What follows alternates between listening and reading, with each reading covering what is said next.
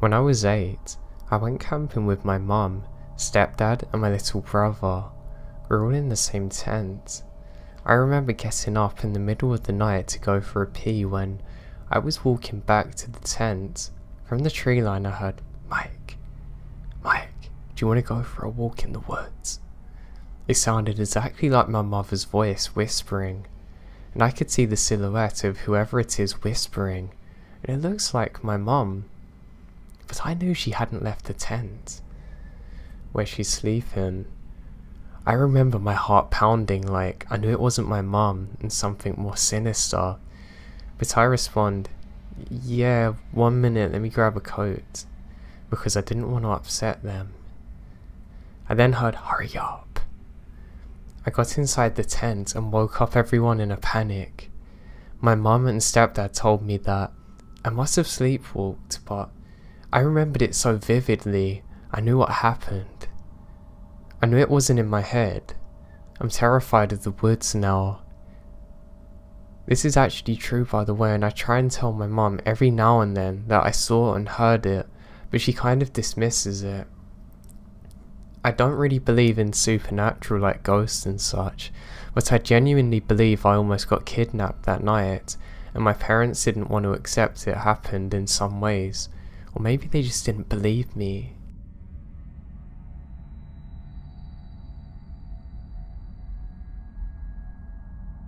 I was car camping with friends on the Oregon coast at the designated site in the woods.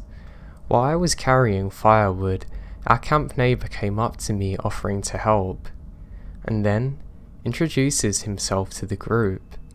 We invite him over for a beer, and it turns out he's called James, and he was a retired boat cook who used to work on fishing ships in Alaska, but now he's travelling the west coast and staying in campgrounds. James was a kind of quiet guy, but as the night went on, he started acting suspicious, not really interacting with anyone, staring off into open space and getting up, taking a step or two then sitting down again. Now it started getting pretty late, and we're all getting ready to go to bed. I usually sleep outside in a sleeping bag without a tent, unless it's raining or something. So I get up in my sleeping bag and move away from the fire before passing out. I then wake up to Jason standing over me with a weird look on his face, and my friends start freaking the hell out. It turns out that they all thought he stumbled back over to his campsite, but no. Instead, he went over to me and started stumbling and rolling around. I was angry and tired. We kicked him out while I went to sleep in my friend's tent. Now, at this point, I feel I have to say that these things might seem like warning signs, but I didn't really think too much of it at the time. Maybe he was drunk and lost, who knows. Now the next day, we all pile into a car to explore the town, and as we leave, we saw James sitting in the campsite, just staring at a lantern across from him. We're gone for about 3 hours when we get back, and Jason's still there staring at it. Now we're all making dinner late at night when he stumbled over with a bottle of vodka and apologised for being so weird the night before. My friend accepted his apology, offering him a burrito, and James proceeds to start drinking the vodka and eating with us. Completely different guy now. Really embarrassed for the night before and sorry. But as the night's progression hits, I thought he's gonna do something weird. He was acting a little off, but maybe it was due to a touch of alcoholism, and probably he's just harmless. Now after dinner, I was sitting on a log with my back to the woods facing the fire, and my friends are all arranged around the campfire on chairs on the other side. James is actually still with us and sitting on the log next to me on my right. Between me and the group, we're all having a great time laughing, but as the night goes on, James is getting more quiet and seems really angry. Around midnight, I glance over and notice that he's actually mumbling to himself. Now, I'm the only one close enough to him to sense this change, and I start to try and figure out what he's saying. I follow his gaze and notice that he's staring intently at the axe to the left of me. I don't want to spook him by moving, but it's about this time that I hear what he's saying, and he's talking about stabbing us with his knife over and over again, talking about killing every one of us with this knife. He has this horrible glazed look. I lock eyes with my friend across the fire, and he notices too that something's really wrong and stands up. I grab the axe and run as fast as I can to the other side. Jason gets up and starts running towards us. My friend, who's a big guy, grabs him and holds him while my other friend takes his knife. We debate about packing up and leaving, but end up escorting him back to his campsite and sitting in the car until the morning when we can report it.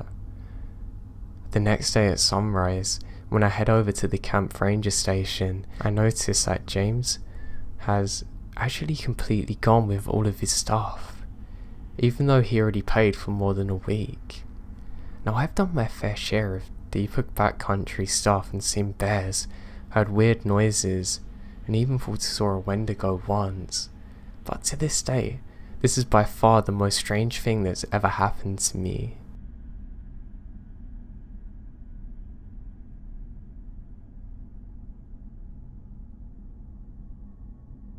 I went camping with a group of friends on some public land that I knew quite well. I spent a lot of time out there trail riding and camping most weekends for about 3 years. While there, we set up camp at a spot we used a couple of times. On this trip, there was 6 of us, and 4 of my friends decided to go to a party we found out about while on the trail earlier. I was tired from digging my Jeep out of a sand washout that I had no business diving into. Anyway, my friend's girlfriend decided to stay at the camp with me when everyone else left for the party. We watched the fire die down and listened to the animals. I got a kick out of her being afraid of coyotes making noise on the other side of the swamp. I assure her it's fine, they're miles away, they can't hurt us. After a bit, we get into our sleeping bags. As I start dozing off, she asks me, "Did you hear that?" I just ignore her and try and fall asleep. A minute or 2 later, she sits up again and asks, "Did I hear it?" And I say no, go to bed. Then, not even a minute later, I hear what sounds like an ice cream truck on the trail we're on go by. This trail is on a one-way, about 3 miles long, that ends in a clearing, and we're a good half mile into the woods. We also went to the end of the trail after we ate dinner, and there wasn't anyone on it. No one drove past us either. I didn't hear any engine noises, only creepy music, not to mention the trail was a rutty mess, so even a vehicle with a reasonably quiet exhaust would be revving high enough to be heard throughout the woods. I didn't tell her this because I didn't want to scare her, but it scared the hell out of me. Why in the heck was there a Jeep thing or ice cream truck driving past at this time in the night? And why the hell did it actually have sound coming out of it? Obviously nobody wants ice cream now. My theory is that it was actually something much more dark and menacing. Some weird people out there trying to lure in kids, or maybe just try and get attention to kidnap someone. I've heard of people using recordings in the woods before to try and capture people, and I think that this is the same situation where we just got lucky that I knew how to handle it.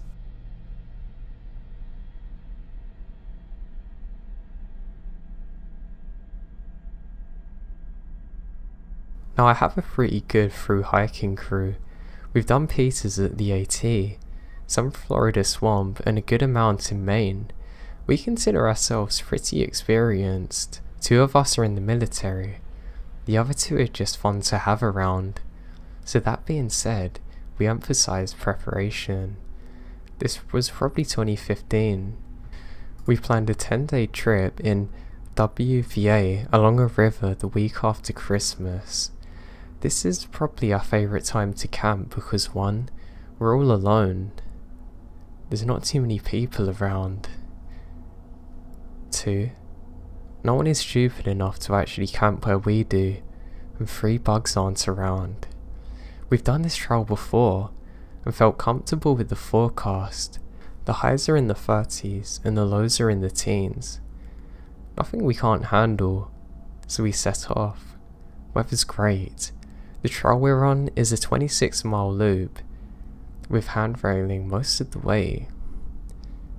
We eventually got to the spot we mapped out on the second day about 14 miles in, and get ready to chill and do man stuff for a week. We rock out into the woods doing the usual for us, cutting wood, hopping in the river, hunting, fishing, writing, etc. Now we've been out there before, and had explored maybe a 3x3 grid square radius, and we didn't see, hear or sense anyone else. Things start to get gnarly though. I'll get into the paranormal first. It's 5 AM and we're getting into our morning routine. One of the guys heads down the 10 meters to the river to catch breakfast. One starts checking on the NOAA forecast over the radio. One starts to unfreeze our water filter, and I'm pulling out the morning's firewood. I'm restarting our fire as it gets brighter. I then notice there's this gorgeous pair of black labs rummaging around our campsite. Pleasantly surprised, we're all pumped to find some pups, because we're idiots. None of us questioned where they came from, and within seconds, this raggedy looking guy appears out of nowhere behind a tree, shotgun on his shoulder, sweet jean jacket on, and a cowboy hat. He says, "Morning. Be great to have a fire, huh?" The way he said it was chilling. It felt like we could see right through him. We ask him how he got here. Mind you, the sun is barely peeking through the woods. We're 14 miles into nowhere. No park rangers around or anything. We've not seen a trace of anyone for 5 days. The man says, "Well, nothing," looking at us, now turning to walk further into the woods alone. And we stood there dumbfounded. When we find our pulse, we immediately start looking for where this guy come from. Which direction was he heading? Obviously, we find nothing, not even tracks from the dogs. But now the survival part. We had snow in the forecast for most of the week, which we had almost every day. Not too much, maybe only 4 inches through the week, but we noticed it started to get warmer. We're laying down for the night checking our nightly NOAA forecast, and they're talking about snow coming in for the night. No worries in our mind, at least it's not rain. False. We had limited cloud cover the day before, and the air was still pretty warm that night. It snowed, and that turns to rain. We hadn't taken rain precautions because we bedded down since we're just expecting snow.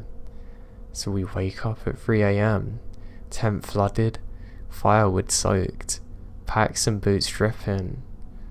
We get up and start getting an emergency plan together. Temperatures dropping, we're wet. Precip turns to ice, and apparently it's going to be like that for the rest of the day. So we pack up everything, trying to sanitize our area, but one of the guys starts going down. He's really lean, so he's pretty susceptible to cold weather injuries. We all get our dry clothing off and get him warm. We propped up a makeshift shelter, a trap and emergency blanket while we finish getting ready to step off. We rock 14 miles back to our car this morning and drive the 4 hours back to Nova. The weirdest thing was how that guy got out there on his own. I don't understand how there were no tracks around him or he could have went. For all I know, he could have died out there. But that's what confuses me. No one in their right mind would be out there with just dogs, with summer clothing on. We all realised it after, but we're pretty sure that he was not from this world and belonged to the ghost world. But I don't want to say it myself because how stupid I think that is. I don't believe in the paranormal, but I don't know what else it could have been.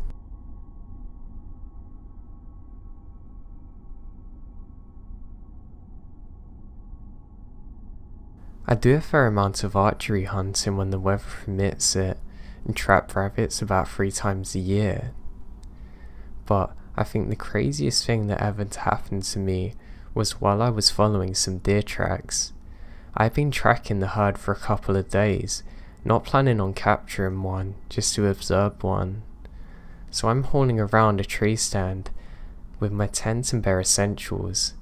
That's before my pup got on well. I'd bring her, but it had to be a solo trip this time because she's poorly. I generally let her tell me when I wasn't noticing something, but without her, it got fairly creepy pretty quick. I noticed I'm losing the light and rubbed my face in frustration. I wake up suddenly. I was just laying down with my tent and everything set up. Firewood under me and a riff in my jacket. Nothing else to show for it, except that it was way darker than before. I checked my watch. I've got roughly 3 hours to sunrise. I wonder who set up my tent. I don't understand it. They did it differently from how I normally do, but it wasn't in my usual formation. All of the zippers everywhere are open. It truly unsettled me. I decided to leave immediately. I don't know if I was drugged and this made me fall asleep, then somebody set up my tent, trying to make me not notice anything was different or what, but it was more than enough for me to leave the area immediately. If you're interested in what I look like in real life and want to learn more about me, then follow my Instagram page at Joe the Insomniac.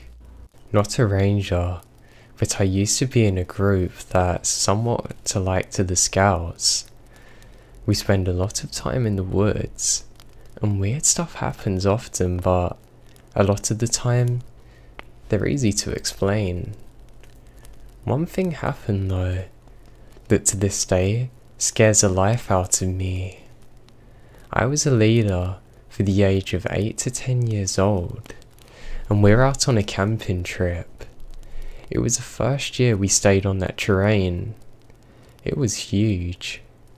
Normally, we tend to explore the majority of a terrain before the kids arrive, so we're aware of any possible danger and the spots to avoid. This time, that's impossible though. Every camp we always have a night called game night. It's usually a scary game in which the kids have to complete several tasks while the leaders scare the life out of them. Obviously, we had one too during that camp. We put monster masks on and hid out in the woods close to the checkpoints they pass. While running in between checkpoints, I found an open stretch of forest with little to no foliage, so it's ideal to chase after them. There was no real room to hide besides behind trees, so I couldn't use my flashlight or they'd be able to see me from miles away. It's dark. I like the unsettling kind of dark that plays tricks on your eyes, where you're imagining things that aren't real. During the stay there, I see a shadow that's around my size passing me a few times. I can't see it very well, so I am assuming that it's just my mind playing tricks on me. When I turn my flashlight on, I can't see anything. Now the game's nearing its end, I saw the shadow again. This time, I could see it vaguely standing near a tree not far away from me. I thought it was one of the others, hiding there ready to scare the kids, and decided to go over there. Is this about time to go back? I aimed my flashlight towards a tree while getting closer. I now notice that there's indeed somebody standing there, dressed in what appears to be a torn down burlap sack, and having their head covered with a white plastic bag. Everything appears to be tied together though. I start to feel pure dread, and nothing else. Something is really off here. I ask if everything's okay. There's no response. Now the only thing that I heard was this sound that appears as though somebody's knocking on wood. Nevertheless, I went a bit closer until I'm about 10 meters away from this person. The knocking sound turns out to be a person smashing their head repeatedly into the tree. They're barefoot. Arms and legs are covered with mud. Hands are weirdly cramped. I was convinced this is one of the leaders messing around with me, so I say, "Hey, knock it off." He then slowly turns his head to me, begins smiling and walking towards me. Something inside me just told me to run. It didn't matter if it's just a stupid prank. I ran away. Now, if this wasn't a prank, I was in serious danger, so I run as fast as I can. I heard him running behind me. I didn't wait to turn though. I might have hit a tree. I arrived back at the campsite, and every single person that could be dressed like that was already there. They couldn't have gotten there before me. Still, I said to them, "Yeah guys, you got me there." And they just look at me weird, thinking I'm trying to scare them, and we left it at that. For the following day, I wanted to check it out. Who knows, maybe somebody ate the wrong mushroom and might be out there dying of hypothermia. I took someone else with me just in case, and there was nothing for tendless trees. We arrive at the tree where I saw them, and there was a dead, skinned, decomposing rabbit nailed to the tree. We call the police. However, when the police have finished their investigation, they tell us that no, it's just a prank by one of the other scouts, and that we have nothing to worry about. Weirded out, we brush it off and get on with the rest of the camping trip.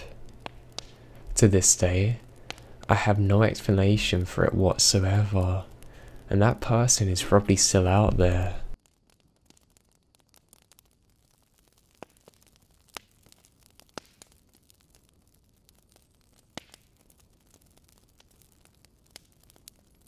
In 2016, my boyfriend and I went camping in eastern Pennsylvania.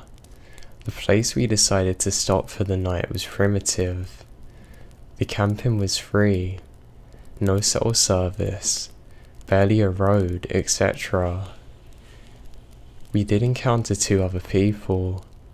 They might not factor into what happened, but I'll describe them. The first woman was next to her truck at the side of the road. She had the hood open and seemed to be waiting for someone to stop by and offer help. Usually my boyfriend has no problem helping someone, but he said this time something about her put him off. She didn't really seem to do anything wrong at the first glance, but usually when you want help, you look hopeful as you approach someone. She looked exactly as though she expected us to stop. That's what my boyfriend said anyway. I hadn't really noticed anything that strange about her though. The next person we had come across had chosen a spot and we're setting up a fire for hot dogs. I had noticed people drive by a few times, but my boyfriend pointed out each time there was the same car, and the man in the car watched us every pass. My boyfriend was a little uneasy about this, but we'd driven around for a while before finding a place that we both agreed on. It had been raining and everything was muddy. We wanted the driest place that we could possibly find. He could have been doing the same thing. We briefly thought about moving to the next side of the road, but it was muddy too. If he wanted to find us, all he had to do was search for the tracks. There were some other tracks, but not many. He'd only have to backtrack a little to locate us again.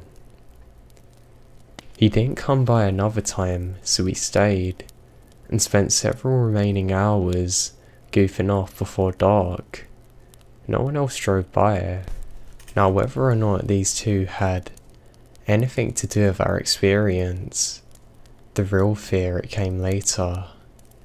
We had gone to sleep in our tent sometime around 3 AM and were awoken by this very loud noise. I can't describe it very well or remember exactly what it sounded like, but my boyfriend said it reminded him of a chain gun revving up. It was also similar to how it would sound if someone recorded a shovel being dragged over gravel and played it over a loudspeaker. He jumped up, looked out the little window, but couldn't really see anything. The sound repeated itself multiple times. I was too scared to speak, so my boyfriend whispered that it's probably miles off and I should sleep. I didn't question this, as I figured loud sounds could easily be heard miles off. After we left, he told me it sounded like it had actually been coming from just down the road, but he didn't want to freak me out. Looking back, I probably should have wondered why he would bother to whisper if it's so far off. I was terrified still. Every little thing I heard outside sounded like somebody walking around the tent. We laid there for a while longer when my boyfriend told me to get dressed because we're leaving.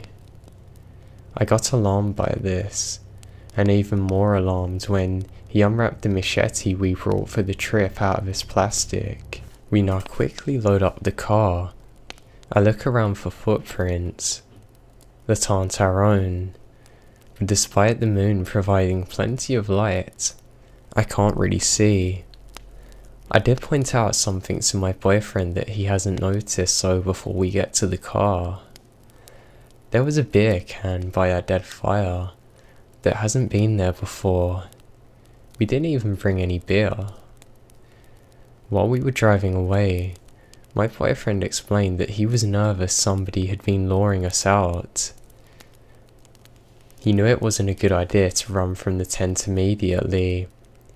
He also half expected us to find out the gas tank had been siphoned. But that wouldn't have stopped us because we had a hybrid car. Now, we never actually had an explanation to what the sounds were that night or the weird people, but I'm almost definite that seeing them people and the following events were linked, and have a horrible feeling that something terrible would have happened had we stayed there for any longer.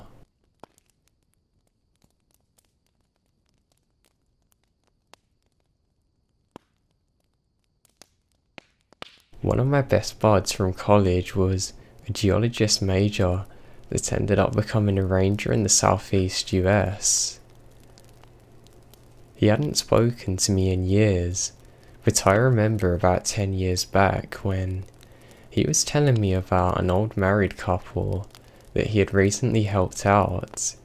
He had seen them come to the park several days in a row and found out they're visiting from out west. They'd gotten engaged decades prior. They've been searching for the spot they'd taken pictures of where he asked a question.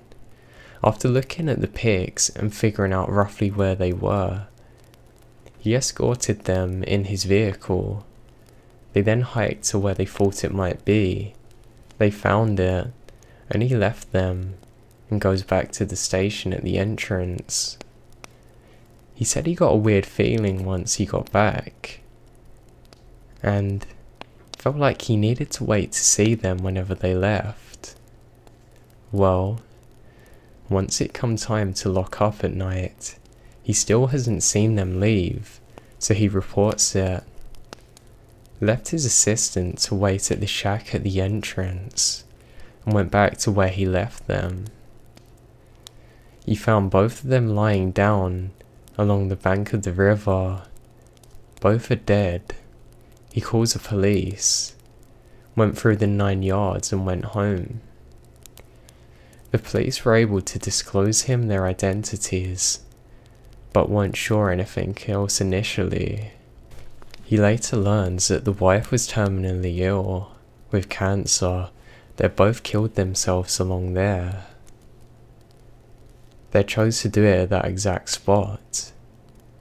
My bud was torn up about it. He just hated the fact that they had to ask him where they needed to go, and he was the one to lead them there.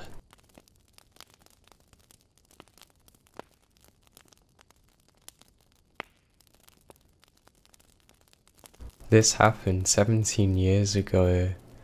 It's the summer of '99. I was spending the vacation with my mother in New Mexico. I was a 12-year-old girl, going 21, and had a severe attitude. I made friends easily with a few girls that lived around the corner from my mum's home. We spent every moment together that summer. We were a group of 4.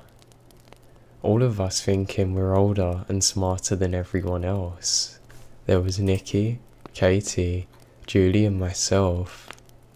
We're the last generation of home phone lines, playing outside on the trampoline until dark and sleepovers.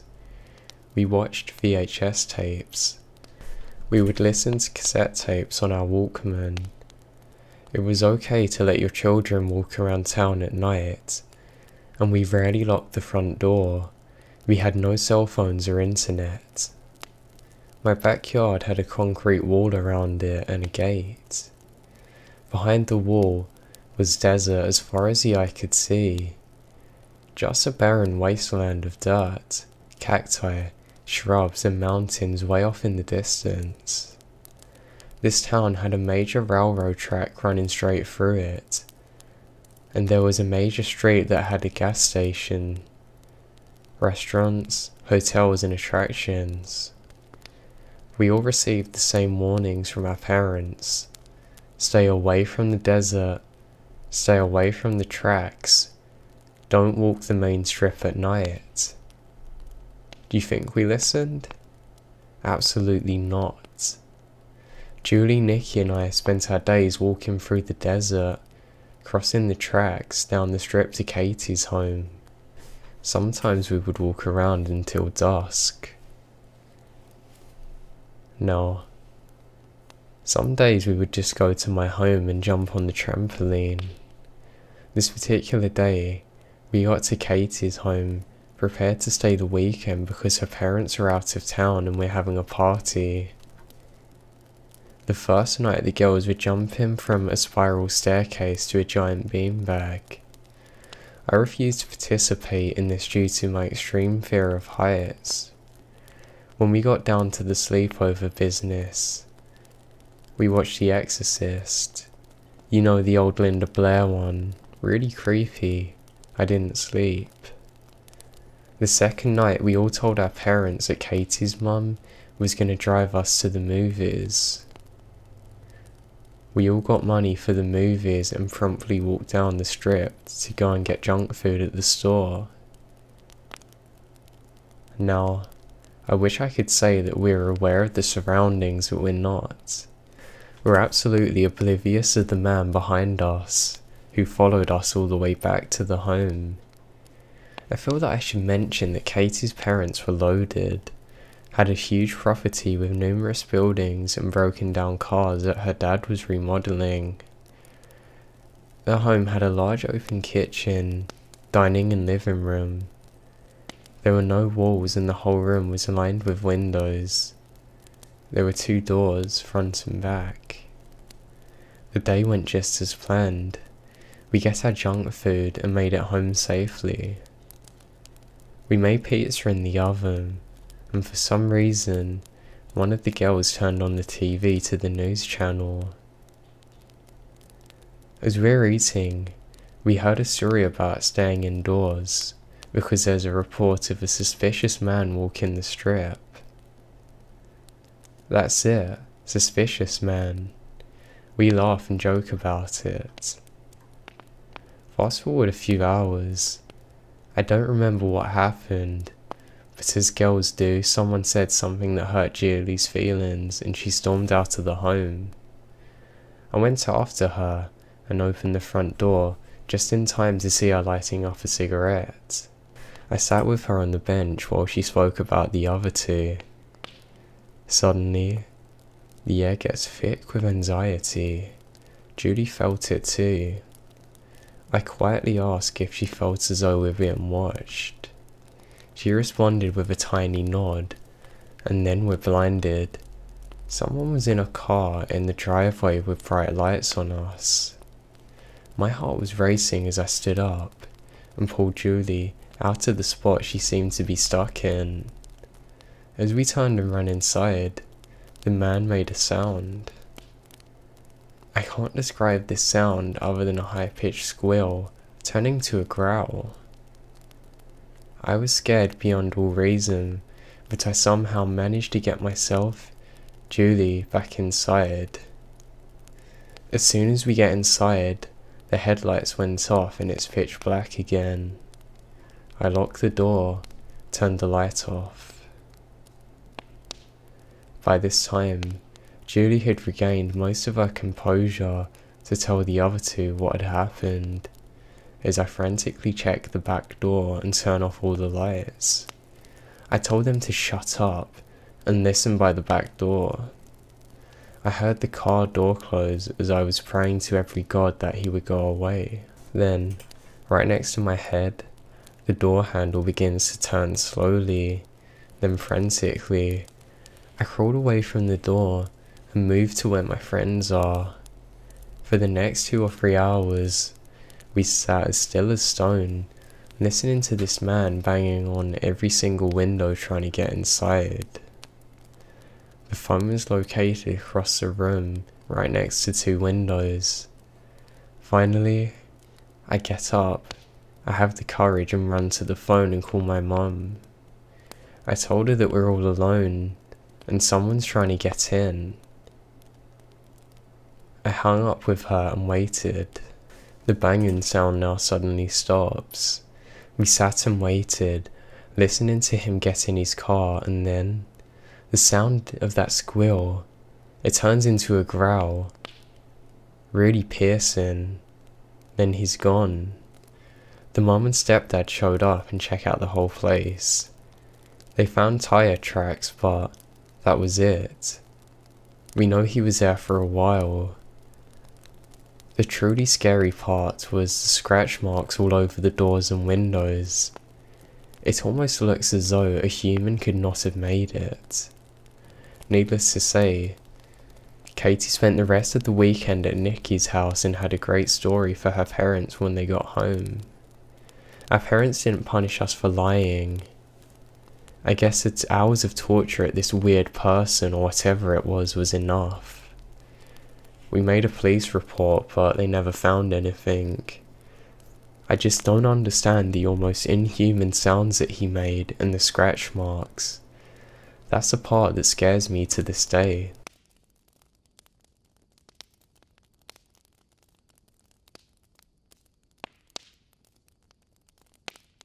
Backpacking in the Yukon, we met this dude named Carl in Dawson at a free dinner put on by the town church. He said to my friend and I, who were both girls, where are we staying? We said we're in the backcountry camping in a safe place. Then he went on to say that he knows the entire area like the back of his hand. He then wanted specifics. We lied, and we said that we're at a main campsite. We finish our dinner, tried to run out of there, but he corners us, offering to give us a ride back to the campsite. Luckily, we have a car, so said no thanks, and tried to make a run for it. We got back in our car and started driving down the road to where we were camping. Now it's the Yukon. There's only a few people driving back and forth, and we took a turn onto a gravel road heading north.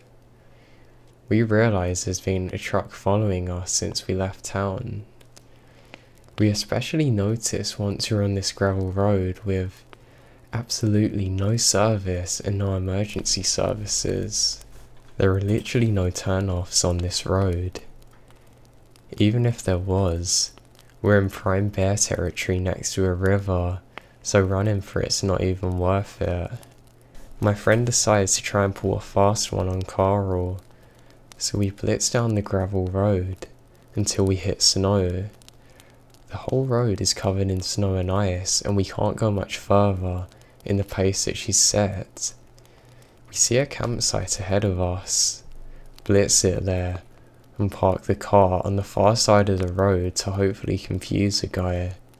We grab our tents, sleeping bags, food, and everything warm within our vicinity and run for it.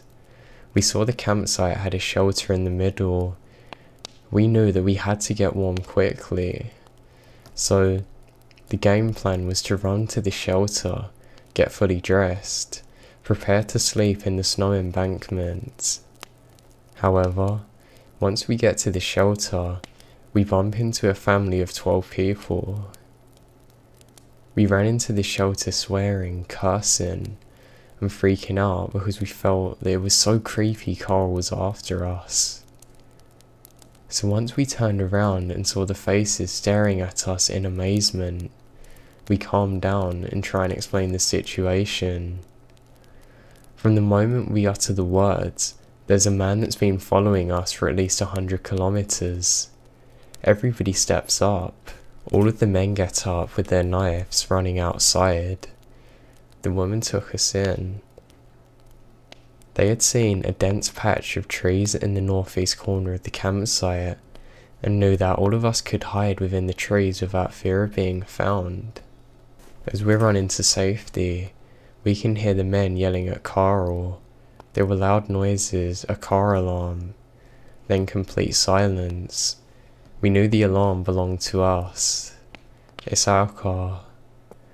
My friend and I stared at each other with tears in our eyes. We're in the northern part of the Yukon.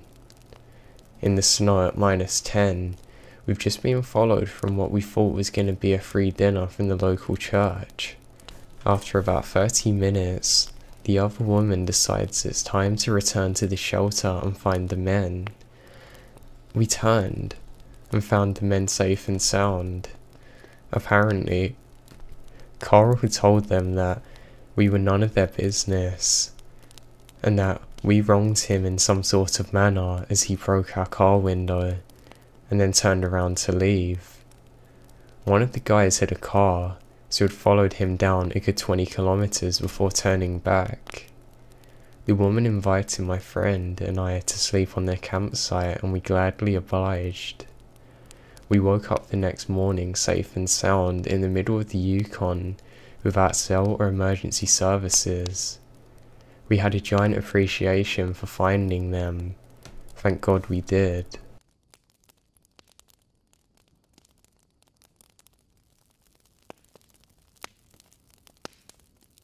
I was once fishing with a friend. We're in a lake in the middle of nowhere, and not a soul around. We had parked a few miles away, and had to walk through the dense woods with our gear to get there. It's about a 30-minute walk with the gear.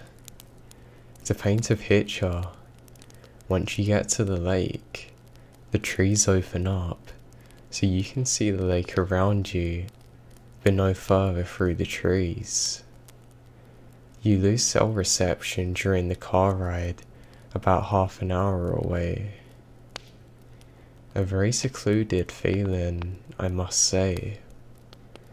We've been here all day, a good 6 hours of daylight, not a soul around. It starts to get dark around 7:30, so we make a fire pit. Around 10 PM, we put the fire out. It's pitch black outside. My friend has just recast his rods after I'm done with mine, so we could settle in for the night. We stay up until around 1 AM, just cracking jokes and eating food. Only the sounds of nature, birds, owls and whatnot, and the wind around us. After we turned the tent light off about 1 AM, we heard zipping noises coming from outside. Just two.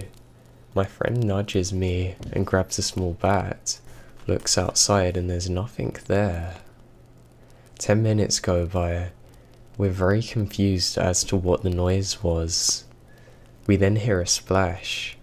We both jump up and run outside, but there was nothing visible in the water, no lights or people around from what we could see. We both get into our tent. By this time, I'm terrified, clutching onto a bat. We have no option but to stay. The car is too far away and the woods are too dense to walk through during the night, especially if someone is out there. Whilst we're inside, a very deep male voice sighed next to the tent. "You're not supposed to be there." My friend said, "Who's that?" There's no reply. We get up and look. Nobody's there. No noises of someone walking away. No nothing.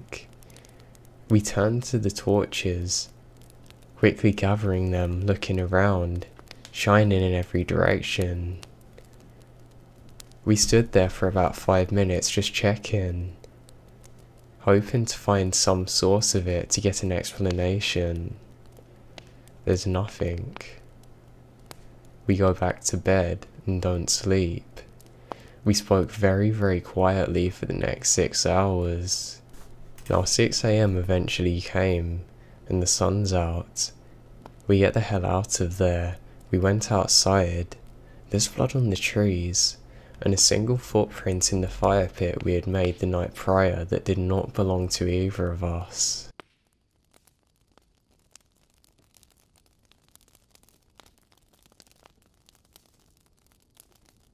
I spent more than my fair time alone in the woods, but one occasion definitely stands out as the creepiest thing I've experienced for a while, and when no one else was around.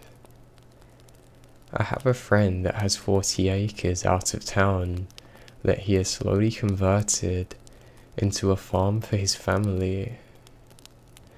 Years ago, when he mostly only had a dozen or so chickens out there, I spent a few months living on the property in a tent while I began seasonal work.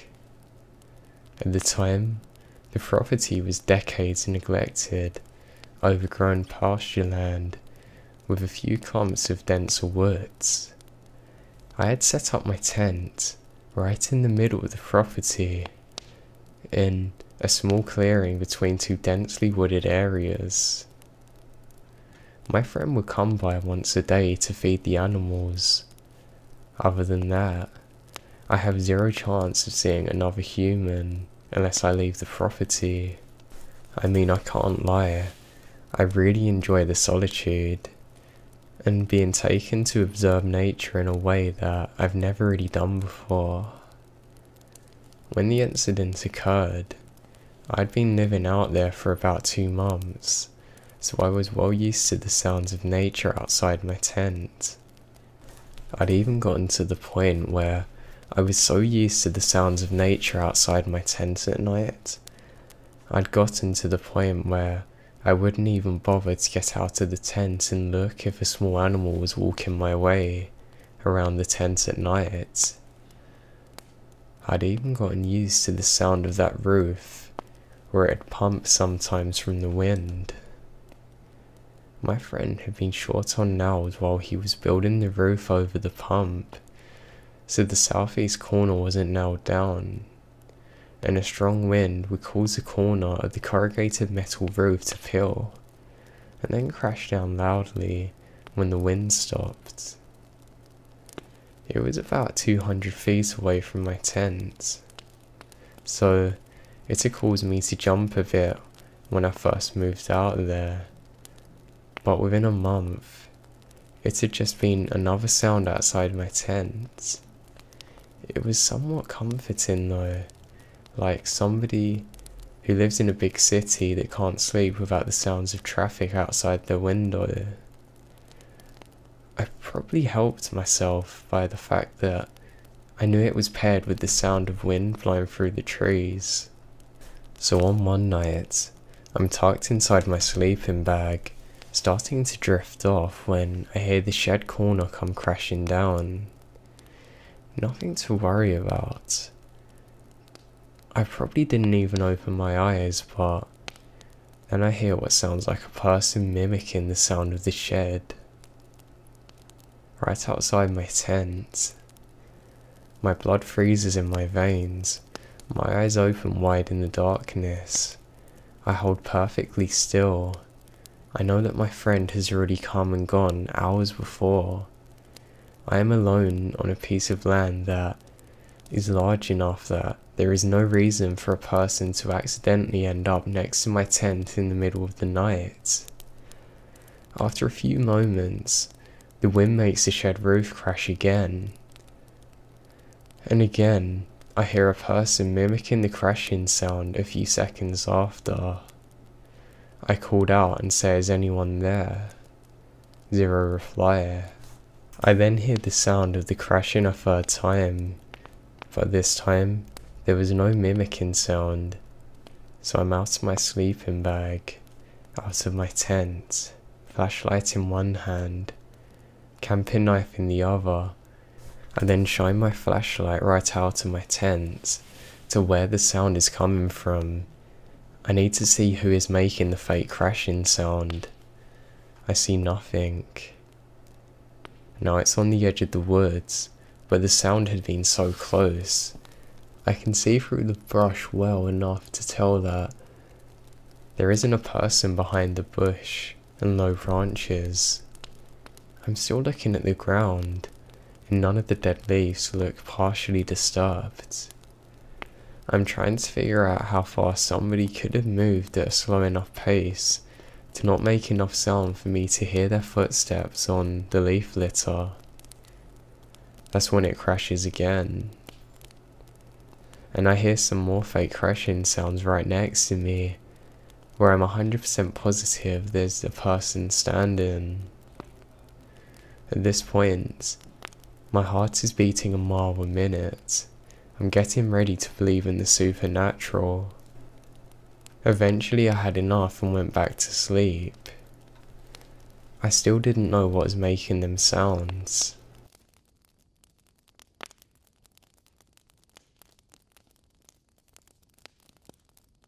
I'd like to begin by describing myself, because I believe it's relevant to the story. I have to assume that I'm not the average author here. I'm 25, male, a bit above the average height. I've been doing sports 5 to 6 times a week since I've graduated high school.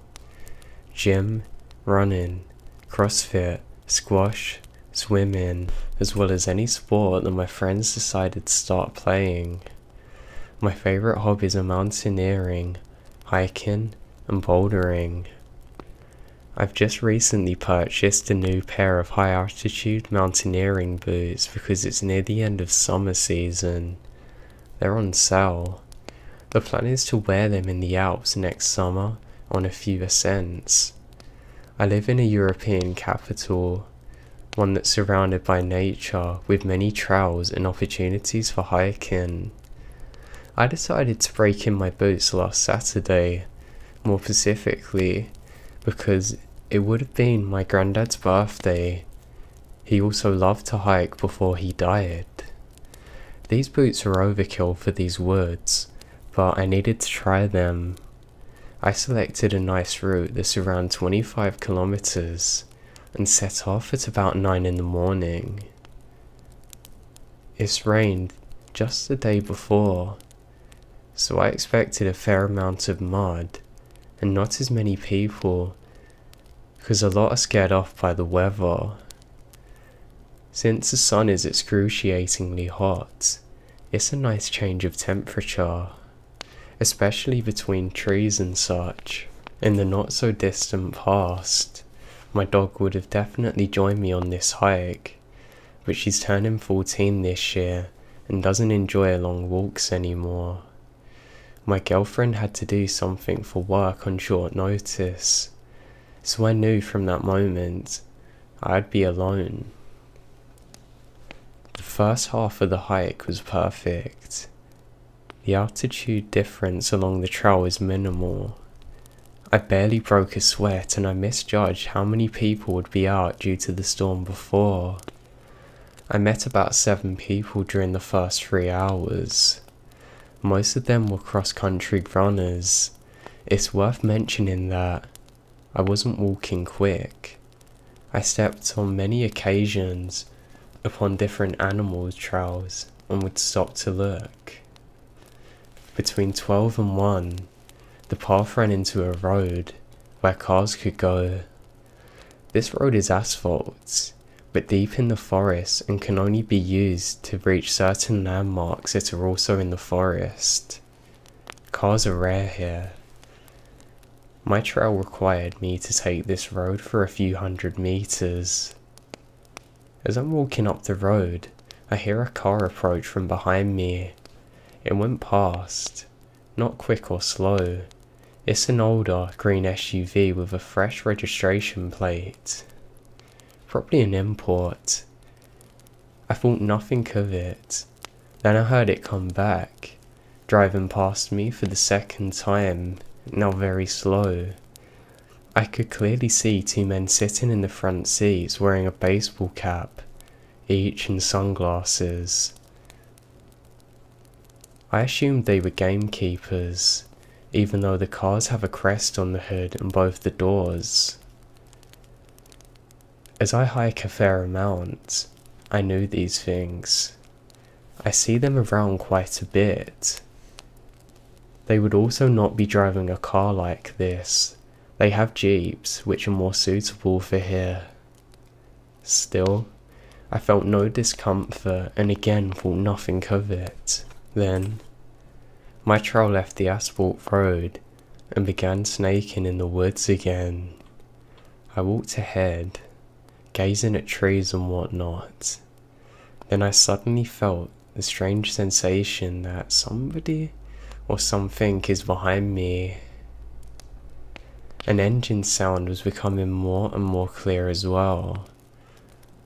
At this point, the trail was quite narrow, but if, for whatever reason, you want to drive a car on it, you could not.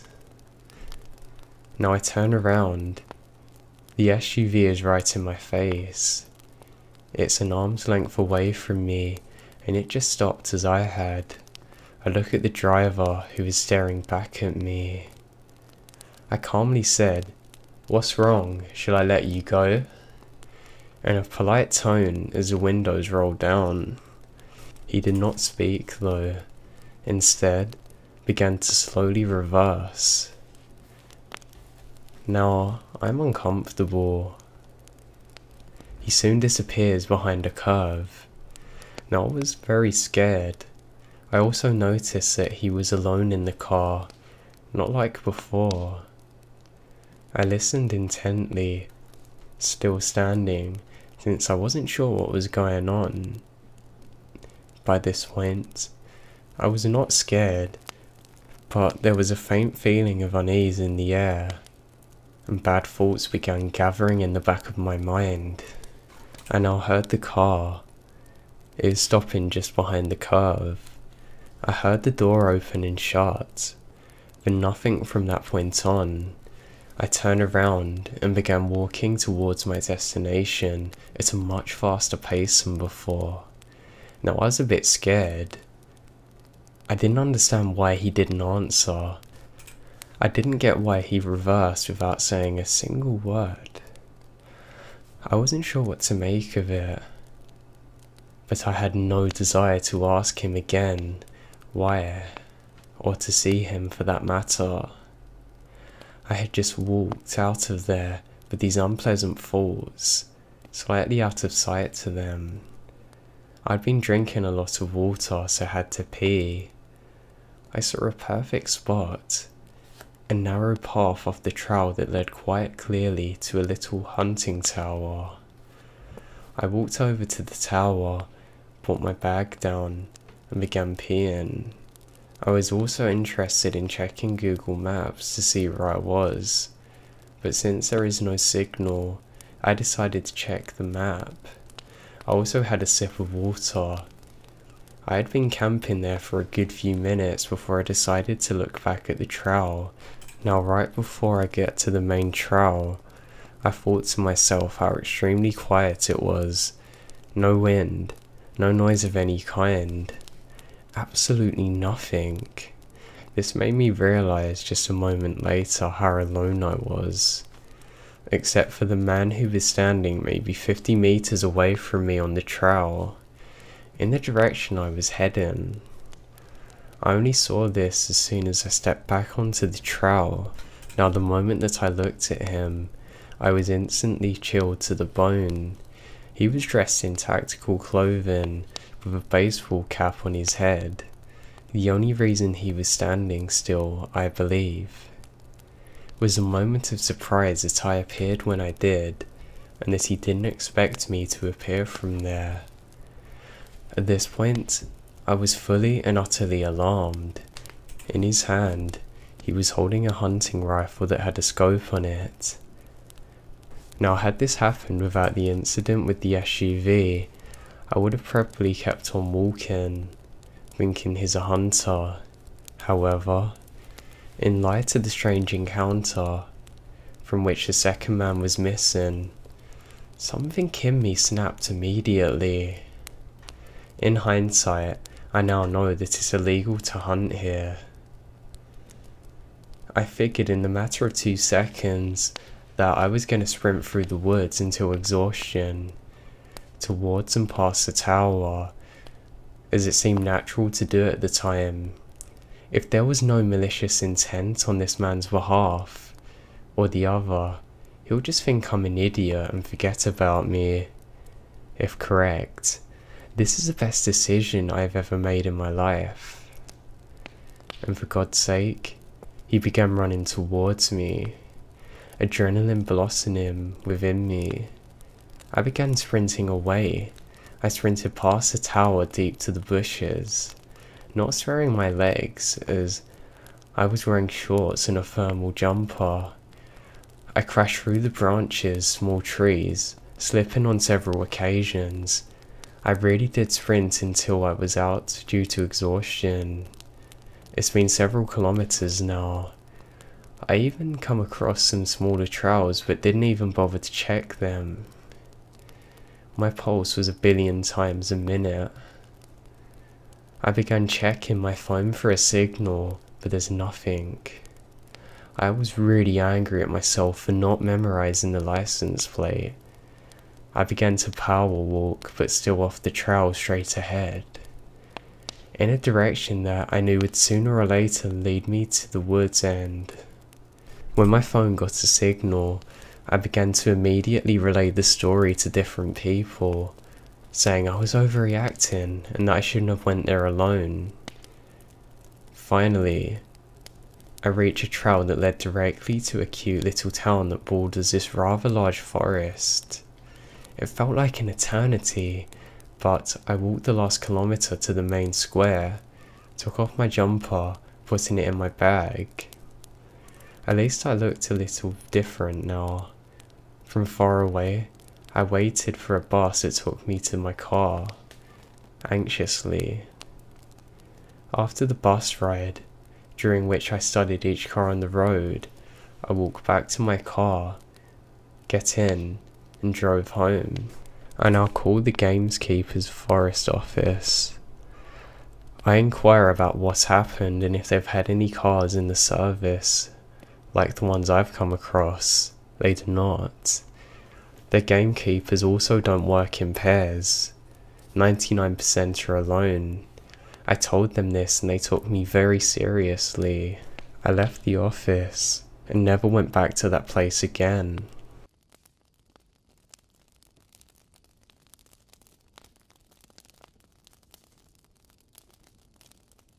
So back in 2015, I had the choice of getting a dog or a smartphone. I'd never had a dog in my life, or a decent smartphone coming to think of it. I'd been saving up for a while regardless, but decided to side with getting a dog. My dad knew a fella who had a couple of border collies that recently had a litter. So we drove out, and the dude gave me the last puppy. Enter Bailey. A couple of weeks after he got his shot, I started walking him. My parents figured I was going to be hanging out at some local park with my new pup, so I could get him to socialise, but no. I chose instead to take him around the perimeter of a nearby farm, to keep the farm dog in him. I've been sneaking out to this farm for years now. The farmer was my old friend. My uncle grew up working with him, so I knew if I was ever caught, I could just drop their name. On either side of the farm was some thick woodland, which nobody ever given me any reason to be wary of. Honestly, they probably should have though. So it's a sunny afternoon. It's been pouring down all week. Bailey was itching for a good walk.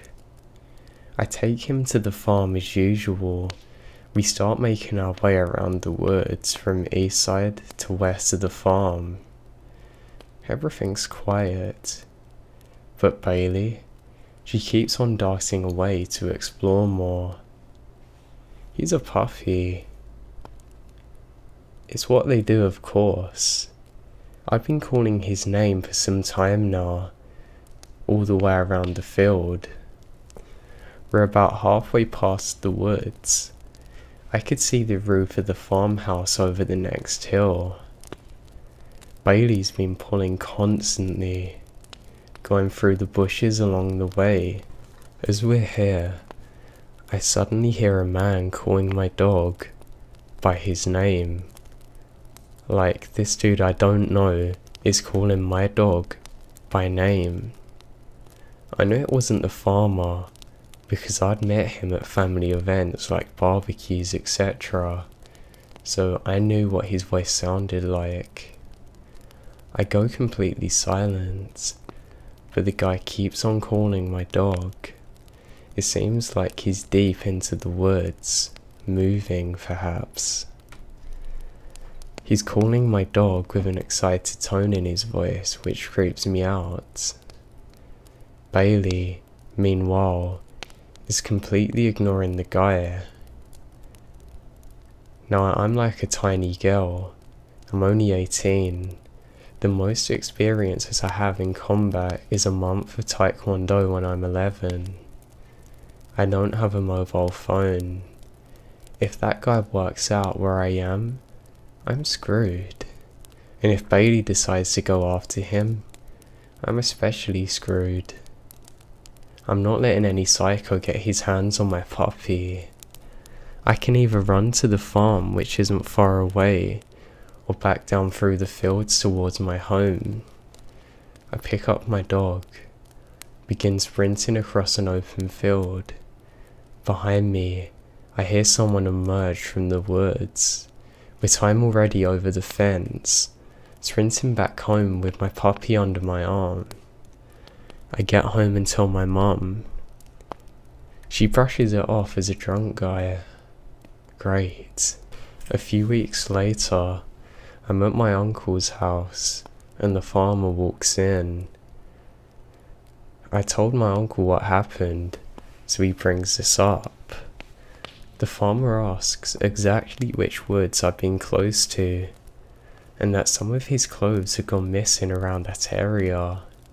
He put it down to strong winds, but now he's not sure. I take him and my uncle to the exact spot the next day, and all three of us go in and find a completely wrecked campsite. There's no clothes or anything, but the tent has collapsed on itself. There's no fire, no empty gas canister that you'd use, no anything. We reported it to the police, but as always, nothing ever comes of it. Except that I got a phone not long after that. The thing that scares me most is how that he was calling my dog by its name, knowing that I wouldn't come, but an innocent puppy might and lure me into danger.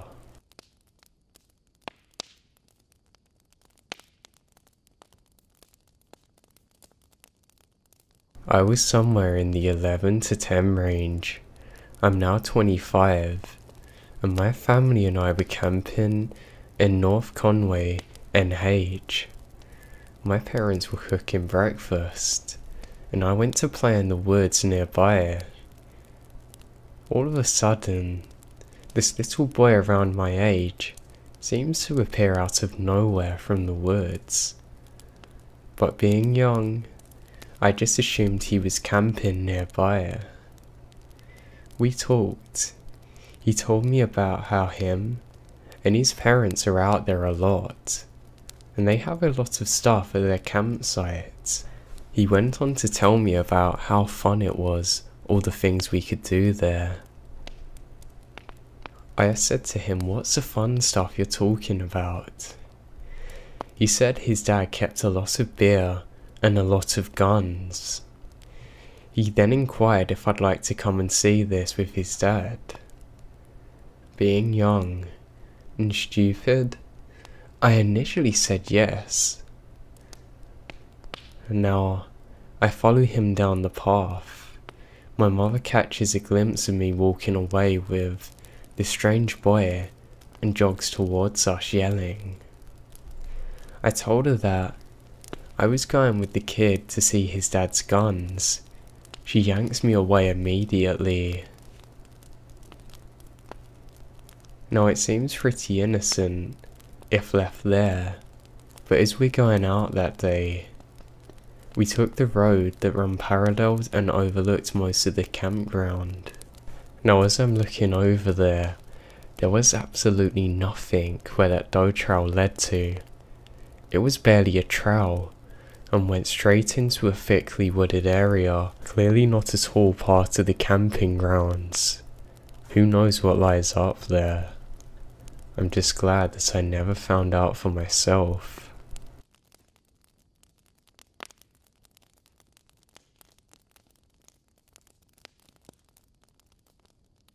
I have a friend who is a trail ranger, basically a ranger who can't get you into trouble.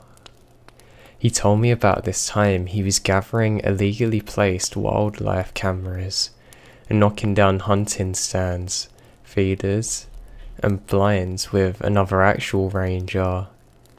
The other ranger wasn't feeling so well, so he said he was going to head back as this 1-hour ATV ride. The friend finished up the last one when he heard voices. Keep in mind, he's far off the beaten path. He called out and nobody replies. As it was getting dark, he started to head back and found that his ATV wouldn't start. He then noticed that the battery was not connected anymore. He reconnected it and started to drive, but it wasn't going fast at all. It was actually less than a mile later that it died. He radioed back basically saying, "Guys, I need someone to come pick me up." They told him that they would be an hour. He asked if the other guy got back, and they said no. He settled down, started a fire, but not long after I heard voices again. It's dark, he's not happy. The voices sound like an argument now. Somebody was angry and yelling at someone else who was scared. He called out and said if anyone needs help. The voices didn't seem to care. He guessed it had been less than 1,000 feet away. He radios again, and they said they're having trouble finding what path he might be on and haven't left yet. He asks them to just get the other ranger to tell them about where they are, because he left with the iPad that had the map on it, and they still hadn't got back. About 3 minutes go by. He hears the voices again. He decides to walk to them, hoping maybe they can stop being drunk idiots and maybe have a map. He walked in their direction, but the voice seemed to be getting further as he gets closer.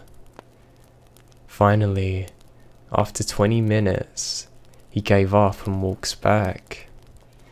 He gets a radio call, and they said the other guy was found passed out, covered in vomit, and was being taken to hospital, but he crossed off everywhere they had found a stand, so they'd have a general idea where he is.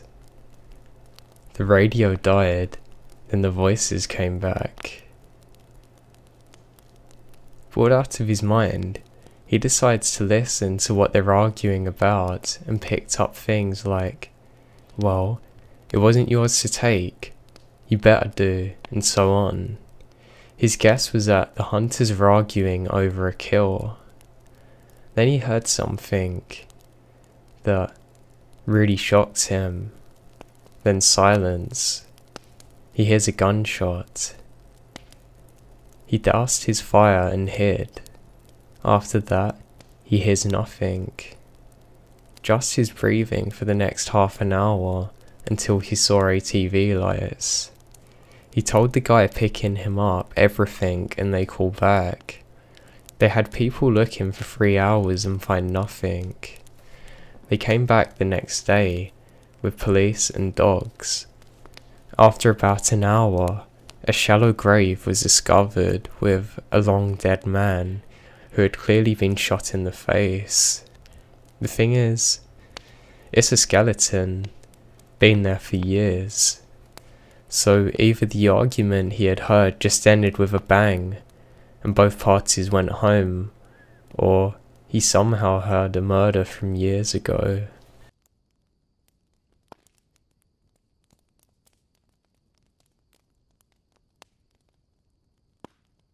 My cousin is with the Forest Service in the Montana and Wyoming area, and I decided to go up there with her to literally test the waters. She does hydrology and has to ride out into the middle of nowhere to test streams and snow runoff to ensure that there's no contaminants. So I thought that sounded fun and wanted to do a bit of a tour with her.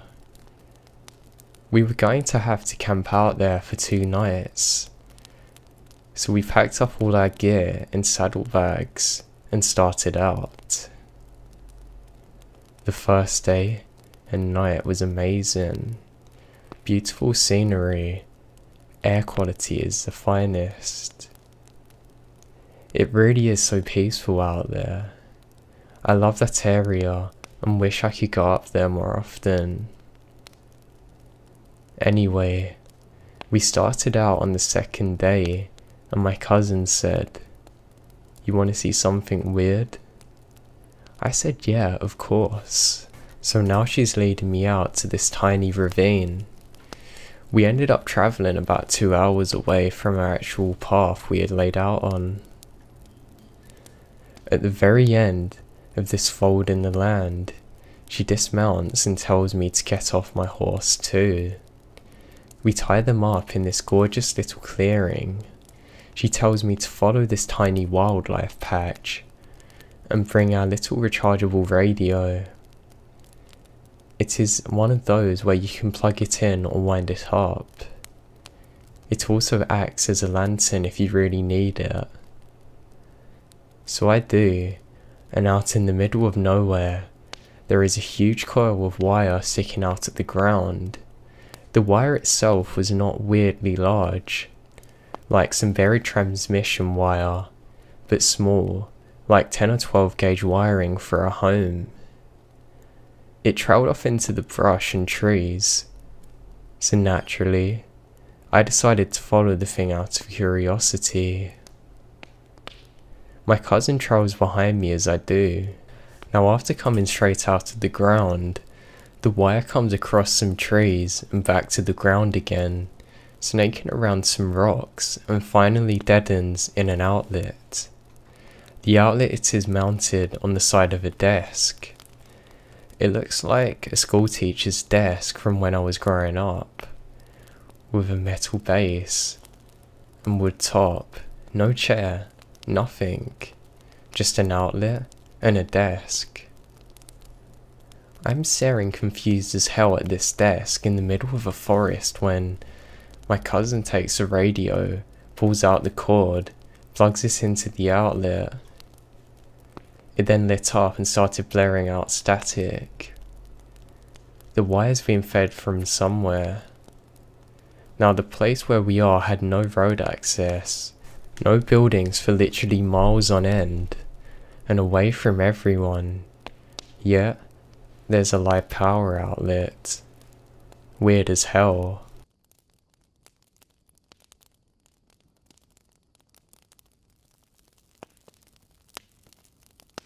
I'm an ex-ranger. We had a group of frat boys making way too much noise. We come by twice. And at the second stop, I told them, "This is your last warning. Not only is it rude for other campers to be so loud, it's exceptionally dangerous. Everyone knows that local mountain lions are attracted to noises at night, and these ghost cats, as they're called, can creep right up on you without ever making a sound. I told them whatever you do, don't leave your tent tonight. Don't make another sound."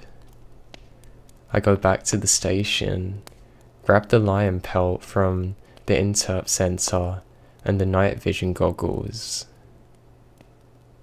Once they're all in their tents, we crept up in the campsite and made fake lion tracks everywhere. I then pull the jeep forward as though we're arriving upon the scene and get out. I turned on my mag light and illuminated the silhouette of the lion pelt. Because I was moving quickly, the shadow of the lion appeared to be moving. At this point, they're losing it. They're screaming there's another one and stay in their tents, and then let's get out of here. At that point, we turned off the flashlights, grabbed the lion pelt in the darkness, and jumped in the jeep and sped off. Just after sunrise, they began peeking out of their tents. No one was brave enough to get out of their tents, and when they saw the giant paw prints everywhere, they were screaming.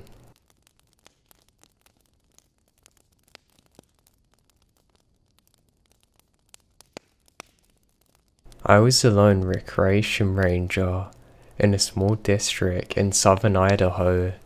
The nearest town from guard station was about an hour and a half away by car. After moving to the guard station, the solar power was not working. I hadn't slept for about a month due to various factors.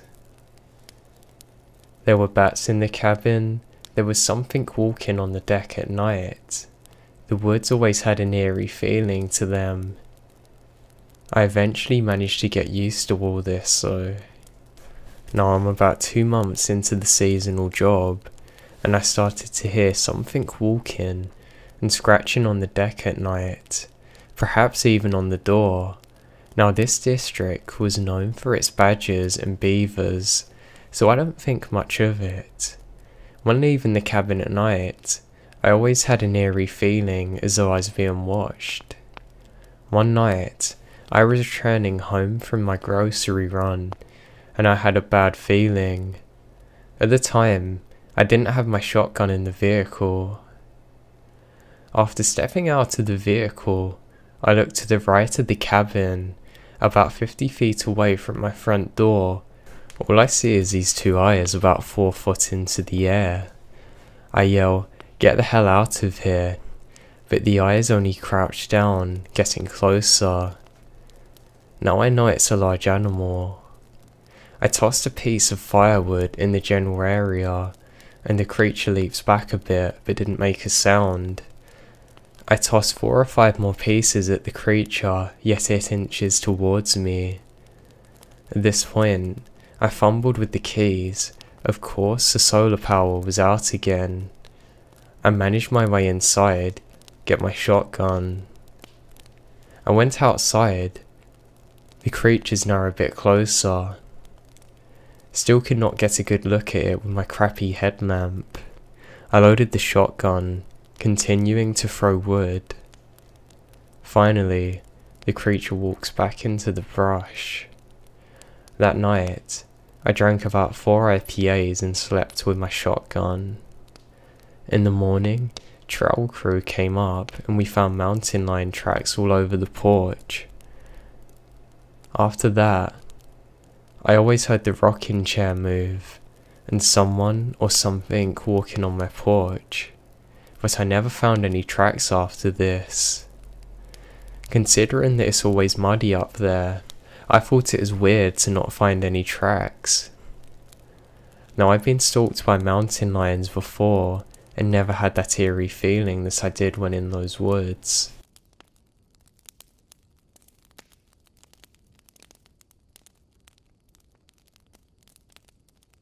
I was 18 years old, a high school senior, and was about 3/4 of the way through the year.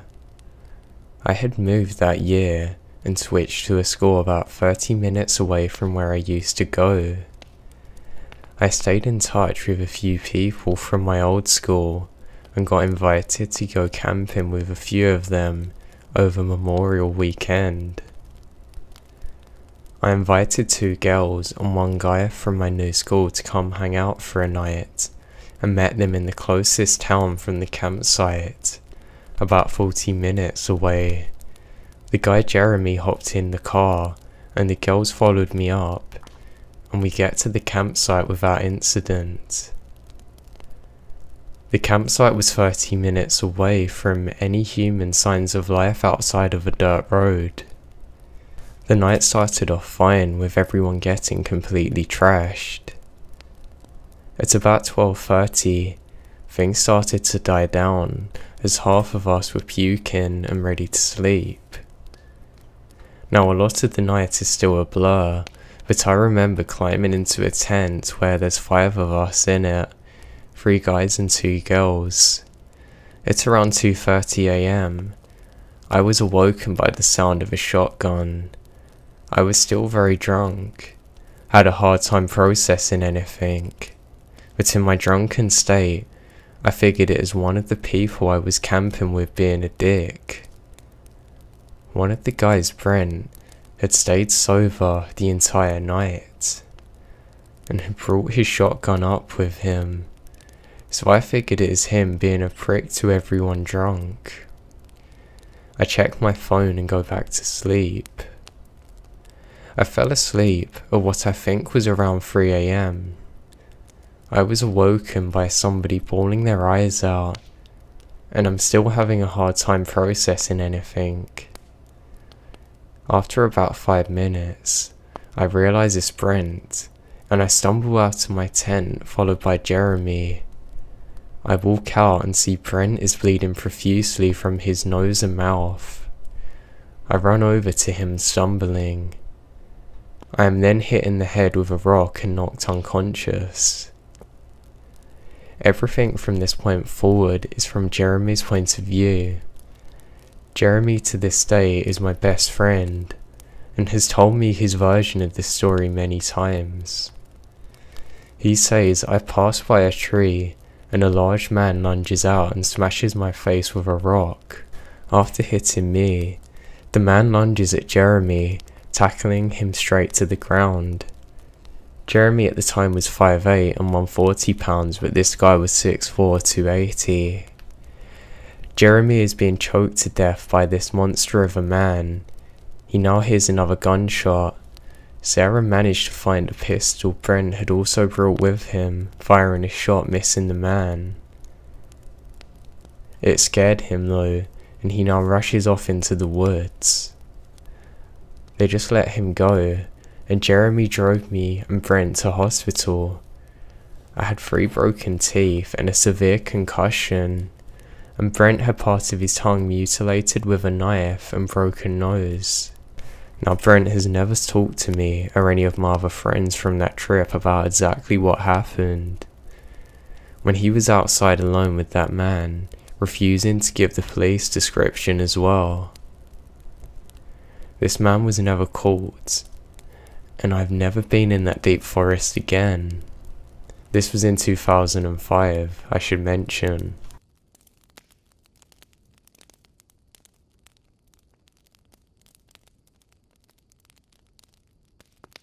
I'm a park warden.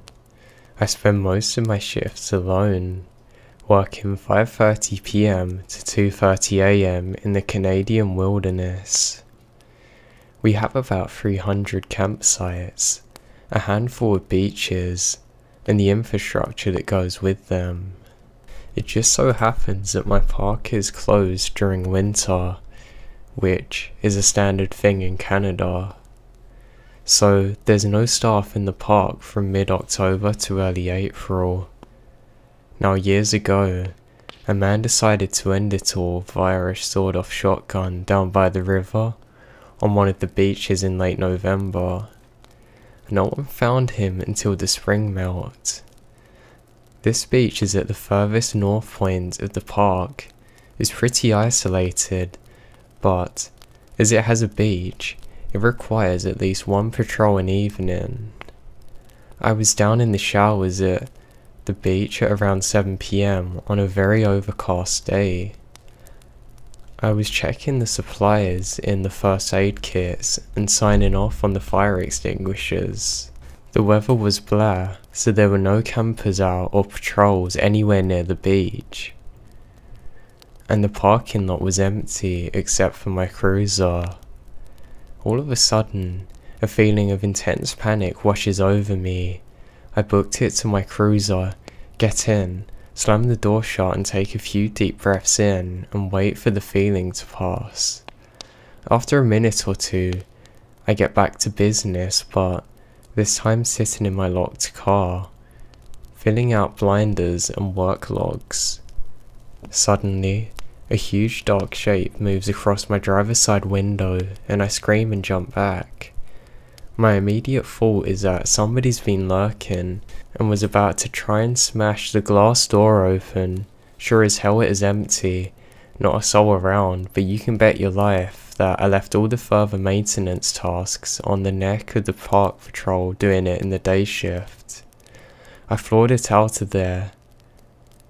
Now it's not probably the scariest or most shocking story, but it rattled me hard, and now I refuse to do foot patrols down there at night.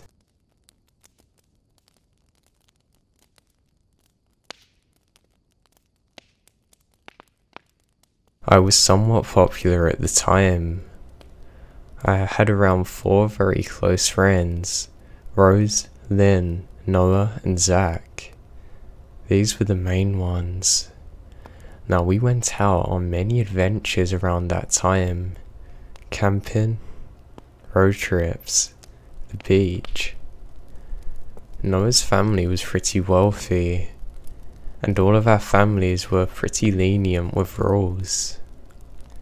One day, the summer before 8th grade, we went on a camping trip with Lynn's older sister, Margaret, and Zach's older brother, Todd. So there's 7 of us. Lynn, Zach, and I was the 13th. Noah and Rose were the 14th. Margaret and Todd were both 17. We decided to go camping in a nearby forest. around 20 miles from Noah's home. It's pretty much the middle of nowhere. Noah's house and his neighbours were the closest homes. There were no signals for phones or any other electronics out there. We get to the spot easily without problems, and we make camp. The girls in one tent and the boys in another. Maybe it's a bad idea to have 17s, 13 to 16 with no phones in the woods. But our parents are lenient, like I said, and confident we should be fine since the woods were not known for anything dangerous or bad. So we get set up, go swimming by a nearby lake, come back and make dinner over a fire about 20 feet away from the tent, which are about 4 feet away from each other. We have s'mores, and do all those stupid camping things before Lynn and Margaret decide they're gonna sleep.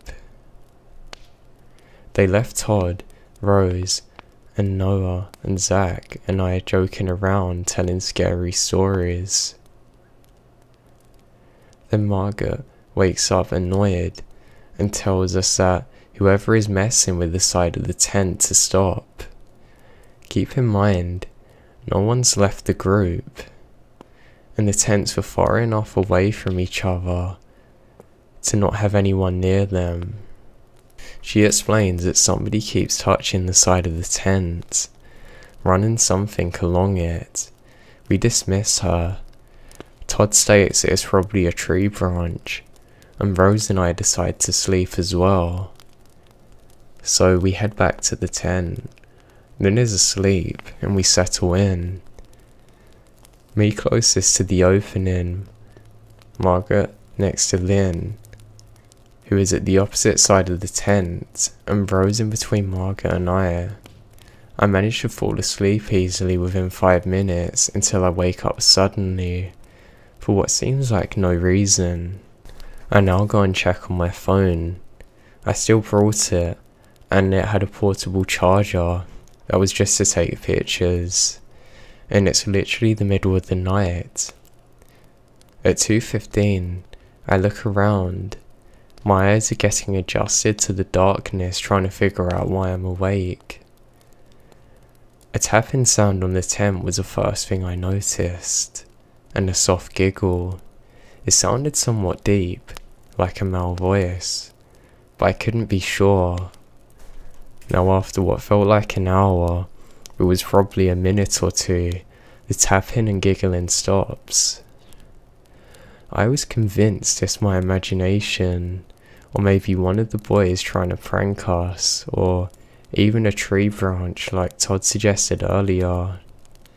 Telling myself it was a tree branch and lack of sleep. I fell asleep until Rose woke up at around dawn. She also woke me. Everyone's awake, and we decided to hike a little.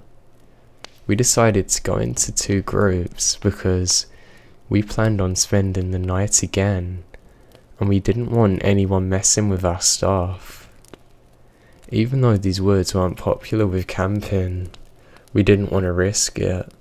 Now Margaret, Lynn, Rose and I left to go hiking for a couple of hours, while the boys opted to stay behind and fish, swim and cook. We hiked for about 2 hours, and when we came back, the boys are not at the campsite. Now we're annoyed. Margaret went down to the lake with Lynn to find them. Rose and I made our way back to the tents, and I'll be honest and say I screamed and almost wet myself.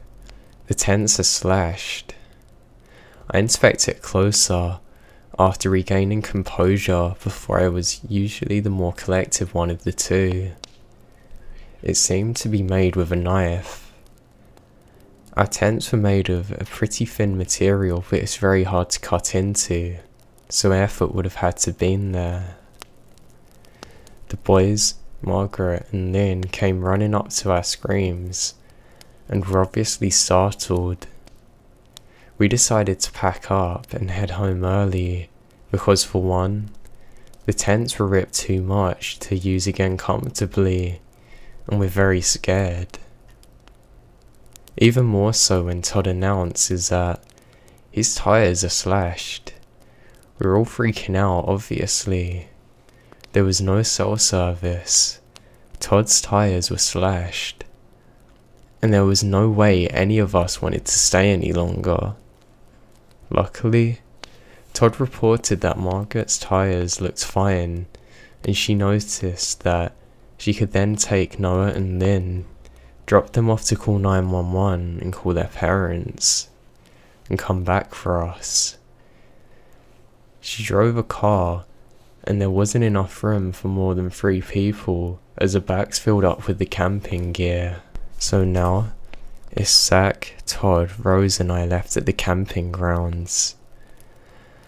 We decided to begin a hike back towards the main road, so Margaret wouldn't have to drive so far. Also, Rose and I refused to stay anywhere near the camping area. So we began hiking. My phone died. The last time I looked at it, it was 1 in the afternoon. Zach and Rose both had working phones and constantly updated us on how far we had been walking. I began to hear branches snapping from behind us, closer to the trees than we walked. And I got more and more paranoid as time went on. I told Todd. He seemed to get much more wary of the surroundings, constantly looking over his shoulder. We had been walking for about 30 minutes. Margaret was probably at Noah's house or almost there when Todd screamed run. Naturally, I looked behind my shoulder before running. There's 3 hooded figures running towards us. 2 had knives, and they're all at least 6'3" or so. Todd was 6'1", but I strongly doubted he could defend us against them. Even though it's broad daylight, I couldn't make out any facial features. Now they're all over 200 pounds. The shortest one was probably 6'2", but they all had masks on. We began running, and 3 of the guys finally gave up, and decided we weren't worth terrorizing or capturing because we lost them. We make it back to the main road where we waited, walking quickly, constantly looking over shoulders in fear until Margaret arrived. We told the police everything. They searched the woods nearby and never found any evidence what we had been talking about, or even that we had been there. Now I really don't know what would have happened if they caught us. I'm fairly tall, around 5'10" during this time, but only 125 pounds. Rose is a lot smaller though, about 5'1". And Zach was barely 5'9" at the time. Now I'm so thankful that I told Todd about them. I have no doubt they would have been able to catch us if he hadn't been looking over his shoulder constantly. I'm so glad they never caught us to do God knows what. It's obvious they intended to harm us. How badly? I don't ever want to know.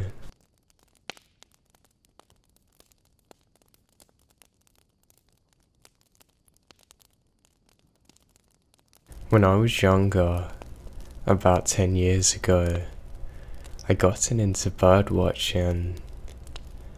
I was about 12, so it wasn't really official by any means.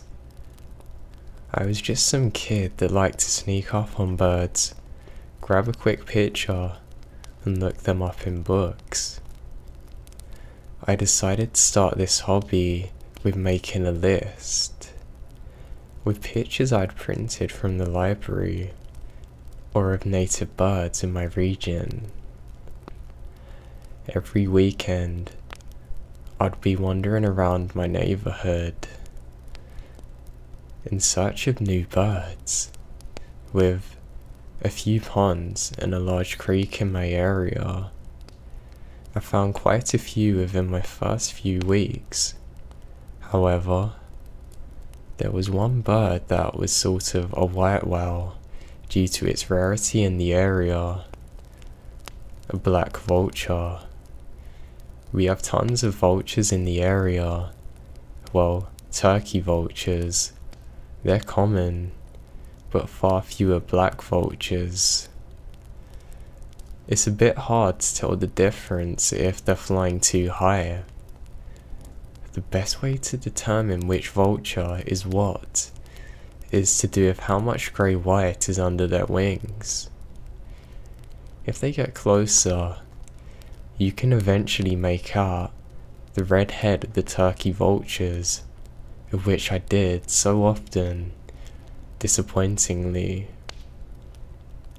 Now unfortunately, I cannot remember the exact date, or what month it was even, but one weekend, I decided to spend the next few days searching high and low for the black vulture. I went climbing all over the small wire fencing around a nearby bushy area, as usual, and searched. Now usually, you had to be lucky to find scavenger birds on roadkill. Besides a road, there are so many small things around, like 2 lanes that mirrored the creek nearby through some foliage.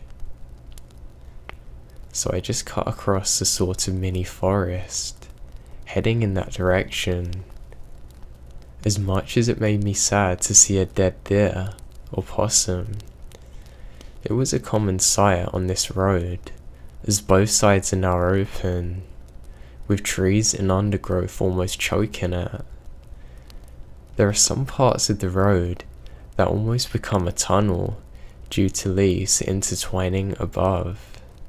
It's incredibly easy for a deer or some other animal to jump out in front of a car in the dark, not realizing it's too late. I didn't have much luck. There are far fewer crows or anything nearby. I see a few ducks swimming in the creek besides me. Nothing big. It started getting late now, but the sun's up. Despite the dangers of walking down a forest road in the dark, I was determined to stay out as long as possible. I decided to reach a small park area at the end of the road, and then I'd be making my way back. I went under a small tunnel of leaves, back out on the other side, delighted to see the familiar shape of a large bird circling in the sky.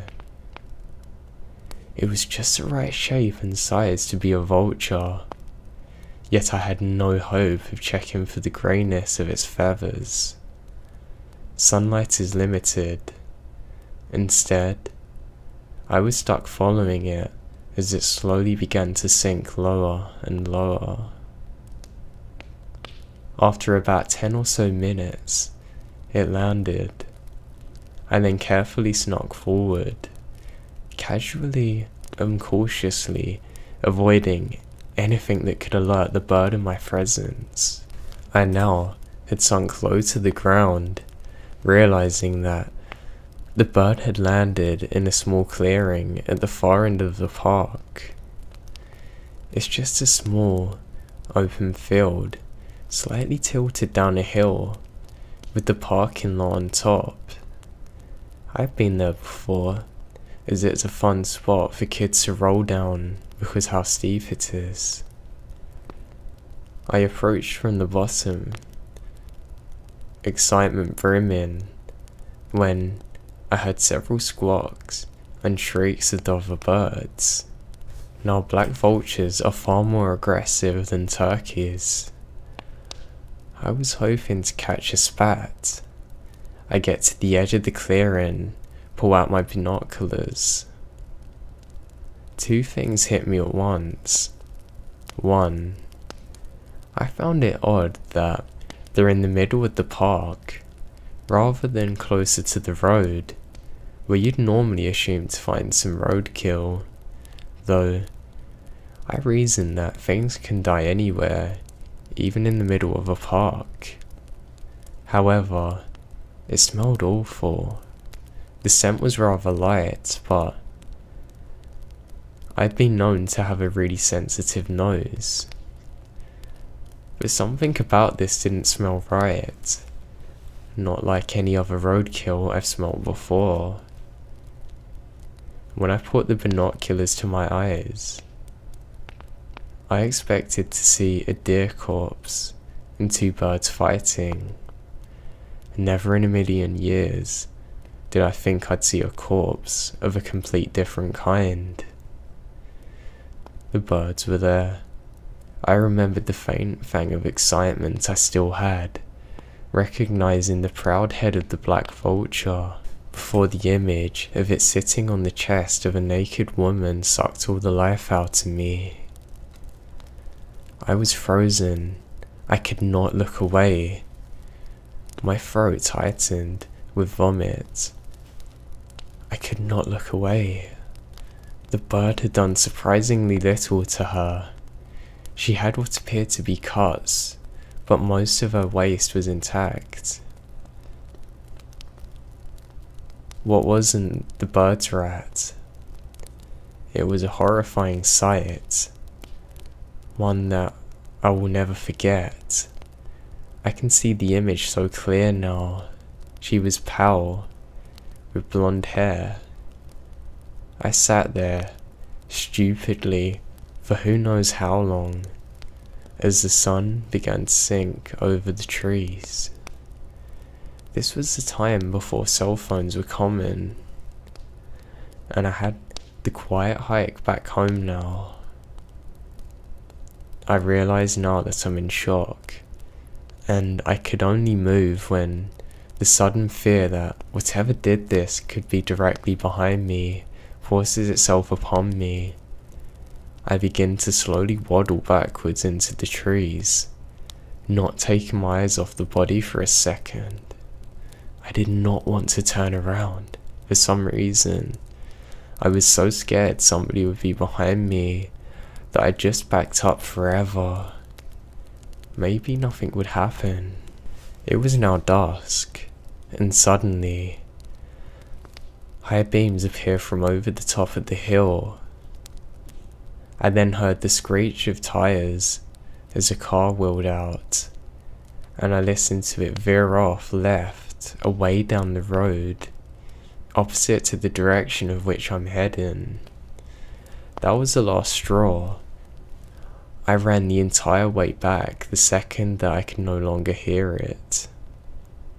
I crashed through at least a mile of brush, and while I was smart enough to have some boots on, my arms were not covered and began bleeding. I stopped. I paused midway through the brush by my home, realizing that, embarrassingly, I wet myself in fear. I then crawled through people's yards to get to my house. Now the horror didn't completely end there. I was home alone until past midnight, as my mum worked late at a diner. To this day, I have regrets as to why I did not immediately call the police. I instead lock all the doors, double check, take a shower, and lock myself in my bedroom. I'd fallen asleep, somehow by the time my mum came home. I confronted her in the morning. At least, by that time, when we made the call together, the body had already been found. They took my statement, but we never got any calls back.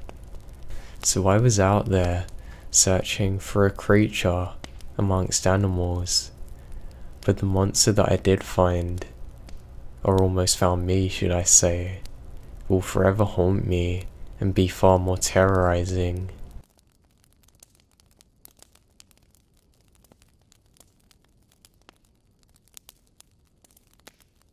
About 2 years ago, I finally moved into a brand new home in a brand new estate in Australia. I was one of the first to have a finished building in the area and was able to finally grace my independence. The first few weeks went by as normal. During that time, I'd often take walks alone with the dog in the afternoons and roam around the estate area. All the roads around us had been practically completed, and all the other properties were marked out. But no other houses were built excluding one, directly opposite mine. The home appeared finished, but there was no driveway laid yet. From what I gathered, no one lived there. Up to the left of my home, roughly a few hundred meters away, was a field with a huge hill upon it. I later found out that the whole area was council property. Not only was no one allowed to build up there, but the whole hill was basically a no-go zone. For whatever reason, the council just didn't want people up there, so the whole area was surrounded by a huge fence. The only other notable feature in the area was a small abandoned farmhouse with a shed a few kilometers down the road. I knew nothing about it, and often went walking there with the dog, as it gave me something mild to explore amongst the vast nothingness that I lived around.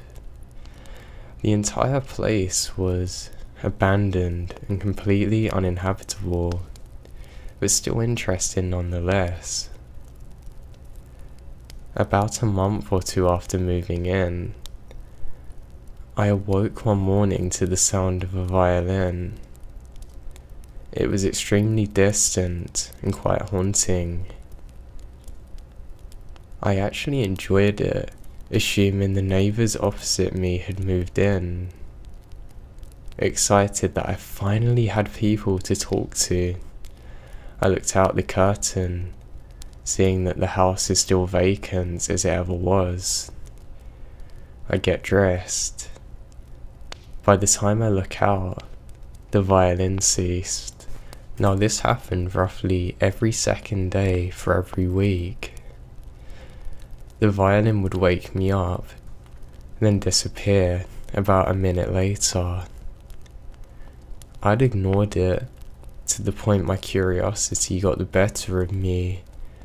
The next morning, when I heard the violin play again, I instantly jumped out of bed, threw on my dressing gown, shot to the front door. I look, and there up on the hill, someone's playing a violin. It was barely light, but the person appeared very tall from the distance I was at. They are doing what can only be described as a waltz type walk, spinning slowly in a circle as they are playing. I took my eyes off the person and walked over to pick up the morning paper. In the 10 seconds it takes me, I hear the violin stop. When I look up, I notice the figure was no longer playing or dancing, but now standing still, most likely looking in my direction. It was so dark I couldn't make out any more. We both stood there for half a minute, not moving before the creeps got the better of me, so I hid back inside. After that morning, things started happening. On my walks, I began to notice footprints on the surrounding properties that were not made by me, that I also hadn't seen before, which I was just assuming were from people walking up from other houses and down the road. I never awoke to the violin, but I swore I could hear someone walking on the street next to my bedroom windows in the early mornings. However, I never saw a thing. There were other things, generally like random tools such as spades and rakes lying around the area that I guessed were left there by construction crews, none of which I ever saw. I then started getting calls at work and would immediately be hung up on. I also stopped walking up to the farmhouse that was abandoned, as the experience with the violin had shaken me. One night, as I'm heading to bed, I turn off the television in the living room and again could hear the faint sound of a violin playing. However, it sounded more muffled and somewhat rehearsed. I froze. A cold chill flowed through me instantaneously, considering that it's about midnight and not the usual time I'd hear it playing. I went to the front window and peeked out, and there was a light in the house opposite mine. It was clearly a candle, as I could see the dim light flickering in the empty window, and music sounded as though it was coming from an old record player. But in the 10 minutes I watched, I never saw any movement from inside. I moved away from the window, sufficiently freaked out now. Another 5 minutes pass. I hear the music stop abruptly. I look out the window again and notice that the light's out now. I never saw anyone. I began to become unsettled in the house, often inviting friends over, but of course, nothing would ever happen when someone else was with me. I never bothered to tell any of my friends, as without evidence, they'd think I was crazy. But nothing compared to what happened next. In my living area, the desk sits right next to a small window which looks out to my fence surrounding my property. The steel fence is literally an arm's length away from the home and about 6 feet tall, so I figured that, unlike most other windows, I'd never need to cover this one with a sheet or blanket because no one's seeing in. I usually had headphones on. When I played, I always had the lights off. For no other reason than I preferred to play games in the dark. So one night as I'm gaming, I get up, walk to the dark side of the kitchen, grab a beer out of the fridge. It was dead silent, excluding the faint sound of my headphones. As I closed the fridge and turned to face the desk, I saw directly out of the window two very, very faint lights. I didn't even catch on to it immediately, starting to walk back to the desk, fixated on the small glowing balls. It wasn't until I had my nose almost pressed against the glass that I realised the two lights weren't lights at all. They're eyes. So now, there's a set of eyes sitting just above the fence line staring wide open at me. They don't blink. They don't move. My entire body locks up. All I can do is stare back as my brain is still comprehending, why is there a person staring at me in the scariest possible way I can ever imagine? I don't know what happened. Either my head kicked into gear, or my muscles loosened, but my body automatically collapsed and I fell to the ground, scurrying to hide against the wall away from the window. I could hear my heart beating through the carpet like a drum, as I lay as flat as possible, as my mind is still processing the sheer severity of the situation. A violin begins playing. The violin is haunting me with a tune that's beginning to emanate. Except this time, it's directly outside my window and much louder than I've heard it before. Now the lights are still off. I wanted to get up to turn my PC screen off so I can't be seen, but my whole body is not cooperating. Not only was the sound of the instrument extraordinarily loud, it almost sounded as though it's being played with frustration, notes being frequently missed, strings are screeching now. The pace of it was getting faster and faster. By this time, my dog Jeb out in the backyard had picked up on the situation, registering the unfamiliar sound, giving one solitary deep bark. The violin instantly stopped. The house was dead silent once again. I was still froze to the carpet, and it wasn't until Jeb gave a second menacing bark that I heard the figure outside starting to walk away directly into where I am.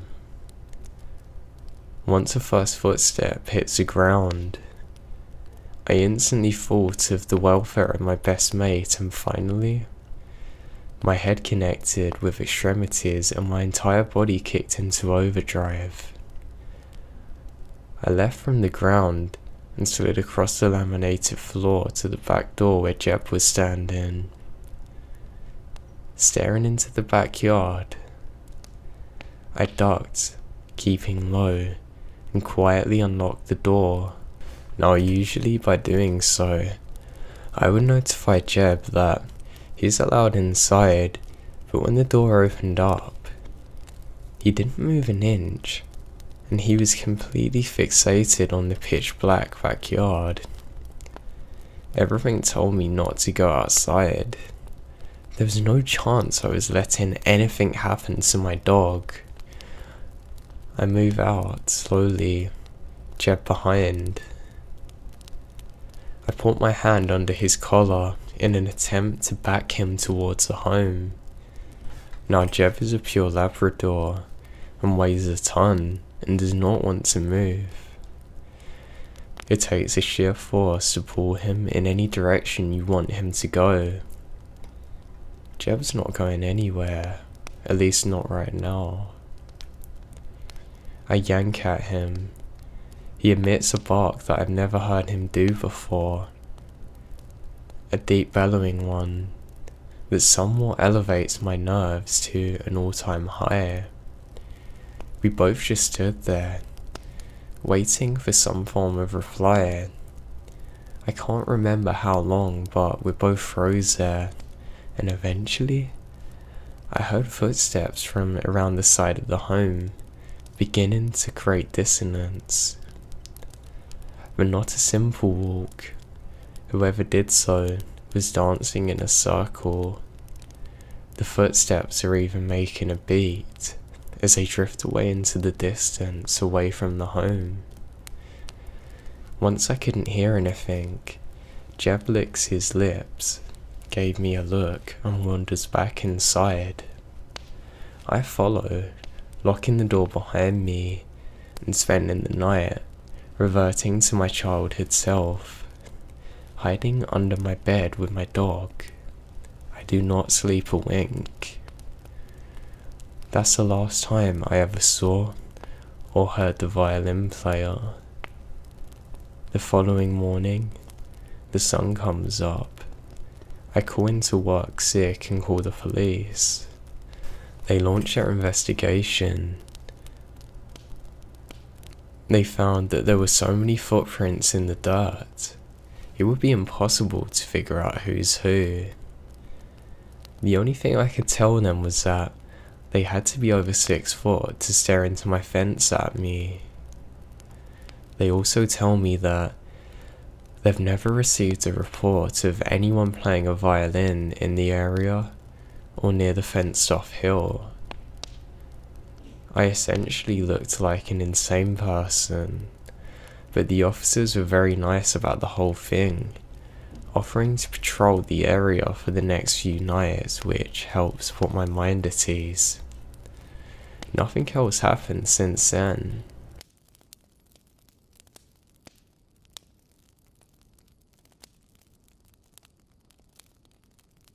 A little background on the events I'm about to write about.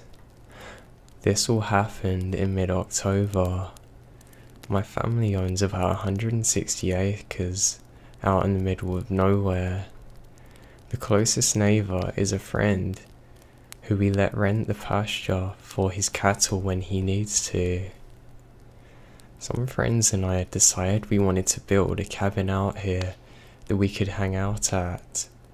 So one weekend, one of my friends and I loaded up a tractor that we're renting from his dad and headed out there.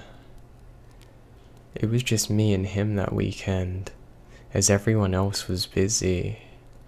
We got there a little late, since it took a while to get everything loaded up and packed for the weekend. He sat about setting up our tent and made fire. As I did so, I made an odd discovery. There was a phone book from a few towns over, still in a plastic sleeve, right next to our fire pit. I pick it up and show my friend. We both enjoyed scaring ourselves, and I made the comment that we're not alone out here. We both laughed at it. Later in the night, we're sitting around the campfire talking, and there's a big bright moon above us, with a bit of a breeze that made the leaves wither. There's a weird rustling sound which was creepy but added to our atmosphere. We notice, however, someone crossing through the middle of the field, their body just visible from the moonlight. At first, it's a little odd. My friend and I discussed for a few seconds if we should confront him, but I made the suggestion that he was probably just taking a shortcut through the field, although I didn't really like it. It wasn't a huge deal. If we caught him doing it again, then we'd confront him, we decided. The rest of the night passed pretty uneventfully. We eventually got in our tent and laid down. We're probably 20 or so feet from the fire pit, which by this point is burning quite low. We spoken for a few minutes, then go silent, trying to fall asleep. As we're laying there, we hear something. It sounded like quiet footsteps walking around the fire pit. We both look at each other silent. Then, we hear a piece of wood get thrown to the fire and it flames up a bit. I grab the shotgun I always keep in the tent and quietly rack it. We heard someone run away, but by the time we got out, they were too far away. The rest of the weekend was pretty quiet, and the events of the first night seemed kind of dreamy to us. We just cleared out the area of the cabin and cut stacked where the trees were for the firewood. Next weekend, we get out there. My uncle's out there as well, and went to check his game cams. This is where it got much worse for us. My uncle told us that he's annoyed. Someone stole the batteries and SD cards from the cameras. We told him about what happened the weekend before and parted ways. When we got out there, we noticed that quite a bit of our wood we had cut and stacked was already gone, and we were the last people to come out of there, which means someone had come out and had the fire for themselves. When we gone and checked on the tractor, which had been left down there, we found it had been broken into, and the chainsaw which we left in the cabin had been stolen. I don't know anything else that this person or these people have done or been doing, but I will keep you all updated.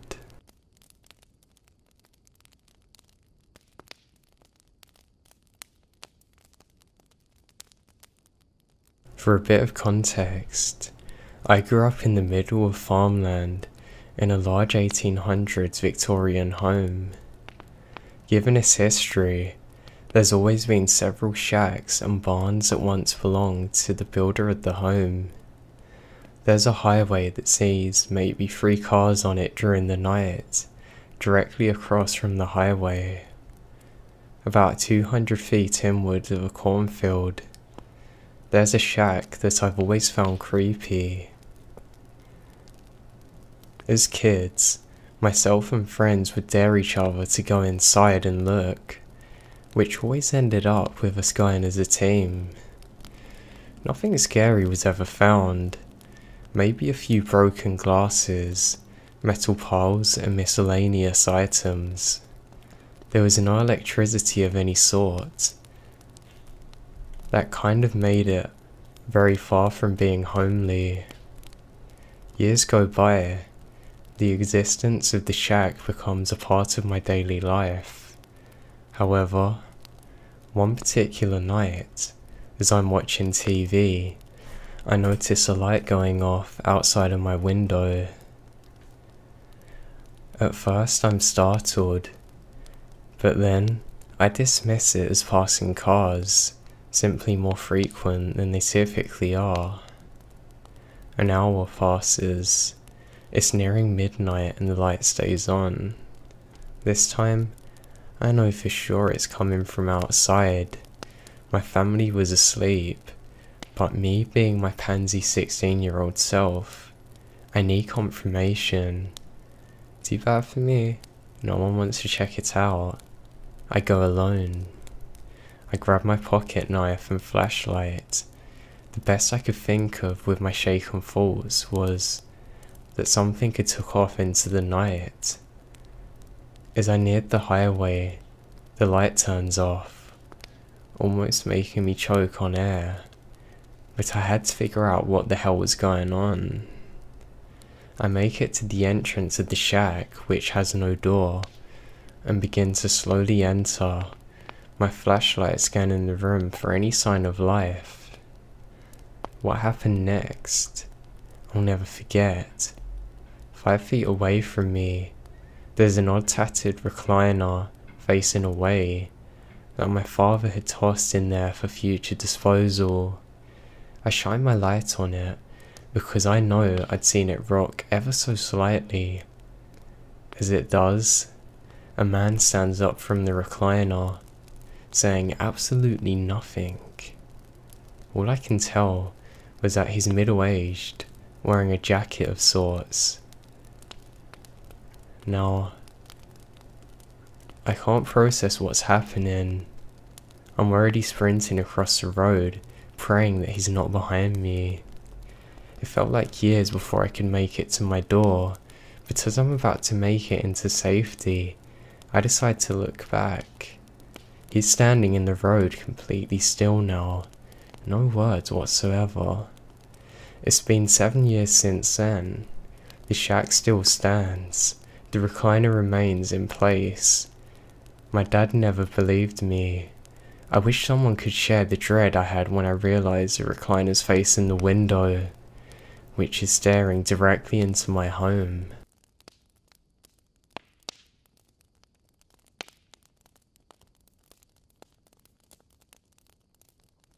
I live in a ranch-style home in the middle of Missouri on 2 acres of nothing but woods.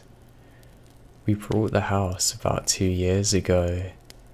The home was vacant for over 8 months before we purchased it, and the realtors had problems with squatters about 3 months into the house being for sale, but said nothing happened since.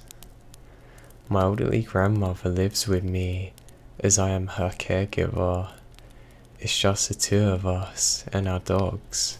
Now, I moved into the house in October of 2016. The first incident occurred in March 2017. We started seeing a bunch of plastic bags and trash around the back of our home, further out than either of us go. Now, I really didn't think much of it, but made a mental note that Raccoons or something had gone through our trash. I put some bungee cords on cans to hold the lids down and wrote it off. One night, I was coming home much later than normal at about 1:30 AM. All of our land is fenced in, but there is one back gate. Near the back gate, I saw a bunch of trees rustling.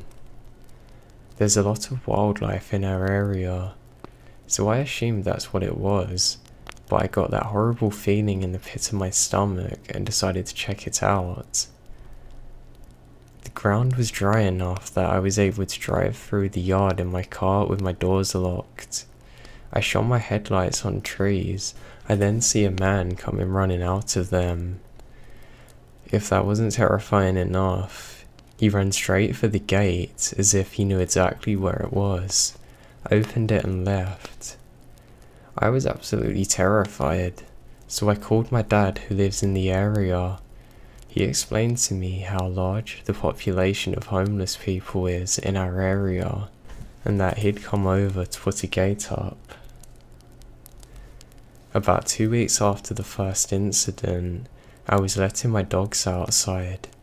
The one had already went inside, the other was playing hard to get as usual. I began calling out her name. It wasn't even dark outside. After about 3 calls, another voice, distinctly male, started calling out her name. She began barking aggressively and running for the home. I was freaked out, but again, let my family talk me out of making a call to the authorities. About a month passes. My grandmother has a habit of forgetting to close the garage door behind her. Now at some point at around 11 PM, our neighbour from across the street knocks on our door. He says he was outside smoking, and he saw the 2 men standing in our garage talking. He said as soon as he started walking over, they ran off. What scares me the most about this event is they stole nothing, and there was plenty to steal. We have a brand new refrigerator, leaf blower, power tools, and Grandma leaves the keys in the car. They were just talking. This time I called the police, and they told me in the nicest way possible they couldn't do anything. If there was another incident, to call them and not to scare the men away. The final incident of 2017 happened probably 3 months after the prior one. We have a sun patch attached to the outside of the home. The door connects to the kitchen and the outside door to the deck. I don't know if I explained it right, and if anyone wants I can show you pictures, but basically, we left for several hours to go grocery shopping. We come home and all our deck furniture was stacked on top of each other, and the screen ripped off the sun porch door. I then called the emergency line for our area, and again, there's nothing that can be done. About 2 weeks ago now, we had our white vinyl fence power washed. Because the fence is quite old, a post came off the fence and the company that power washes the fence didn't know how to fix it. We left the post in the front yard against the fence. We come home a couple of days later, and the post was nailed back up, with a smiley face attached to it. I was spooked. Cut to Saturday of last week. My grandmother is able to drive again, but doesn't have her own car. I'm busy working around the home, so she decides to take herself to the doctor. My grandmother leaves the home through our connected door to the garage. I lock it behind her. It never dawns on me to check to make sure she's closed it. About 20 minutes after she leaves, somebody's banging heavily on the door. When I say banging, I mean it appears to be a SWAT team. Someone putting all their force into it. My dogs are going nuts, and I don't know what to think. I start to think maybe Grandma left something and is trying to get my attention, but the little voice in the back of my head says, there's no way she's doing that. Suddenly, it stops and I hear a deep laugh. I get my baseball bat out of my bedroom and lock myself in the bathroom with the dogs. I realise I've left my phone outside the bathroom, but I was too afraid to go outside the bathroom to get it. I took the lid of the tank of the toilet seat, so I had 2 weapons. Nothing happened, and I hid in the bathroom until my grandma was home. Now I know there wasn't some kind of big confrontation or climax, but I know the story's not over yet, and I'm sure these events are connected. I'm going nuts living here. I honestly don't know what to think. I'll update everyone if anything else happens. Now, this happened to my buddy and me when I was in college during the winter of 2010. I was and still am an outdoorsy guy who had been at home in the woods for a very long time. So yeah, I've seen a lot and I've really heard a lot, but this experience is not as I expected it to be. I met my buddy at college during that first semester and we become friends fast. Before I knew it, he was inviting me back to his family's place that winter to stay there and do a bit of hog hunting. I have hunted hogs since I was old enough to hunt, so jump at the chance. We get to his parents' place and my god, it was beautiful. They own 1,500 acres out in rural West Texas. His family raise, show and sell cattle and are loaded. They're amazing people and kind of took me on like a second son. Over my time at college, I was visiting them a lot, but since this is his family and they're avid hunters, and the land they live on is mainly for cattle, they actually have another 1,000 acres that they lease to hunters to use. So after a day or two at the primary ranch, we set out to the hunting lease. It was my buddy, myself, and no other hunters had the lease there that winter. We had set up stuff at the little hunting cabin that they had and set alarms to wake up at 6 AM. We got some rest and woke up and get ready to go out to the stand. Us being college kids, we brought whiskey and coke and our rifles. Now, spare me the lectures, we were stupid college kids. We got to the stand and after a short hike through the cold, we hopped up into it. It was one of those big green metal stands that's elevated about 20 feet in the air. The area that we're set up in is basically perfect. Now, to the left about 100 yards away, it was a mostly rock clearing with trees lining it and dead cactus. In front of us was a wider clearing with sparse trees and various weeds and grass. To the right was a decently dense patch of trees and behind us was a dense patch of forest and a high fence about 30 yards back. We could not see behind us because the blind had only about a 180-degree view. Just a back wall at the door and a window that was boarded up because a glass had been broken or whatever. We just sat up in the chairs and start drinking and wait. We had a beautiful view of the area and the sunrise was coming from the east. We didn't see anything at first for the first hour, so we just kept drinking and chatting. About an hour after the sun rose, we started hearing some limbs breaking through the brush, rustling behind us. Sounded a good ways back, maybe 50 yards or more, and we ready our rifles hoping that the hogs are there.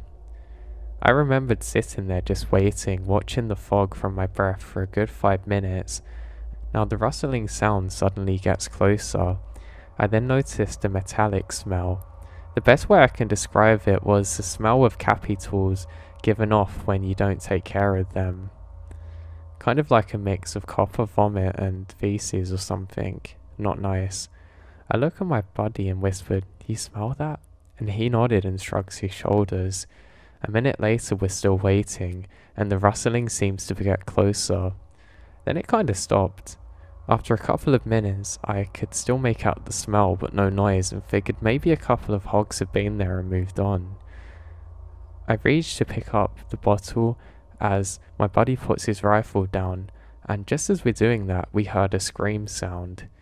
It's not like anything I've ever heard before. It was a low grunt that escalated into a gravelly scream. Now it sounds as though it's right outside the back of the blind.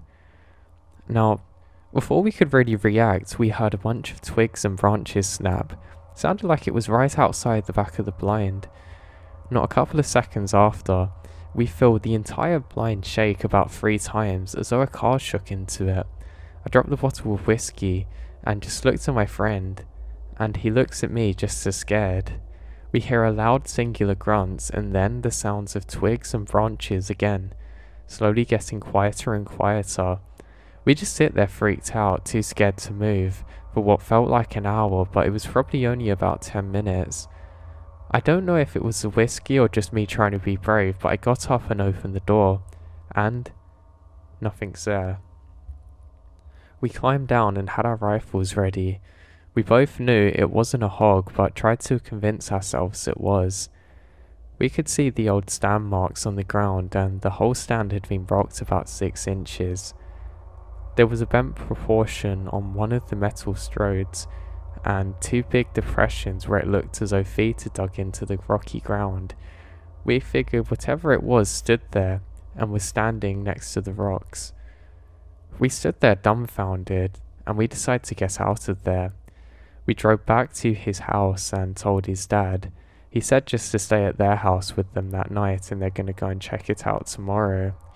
When we got there the day after, we saw the same things that we had seen the day prior.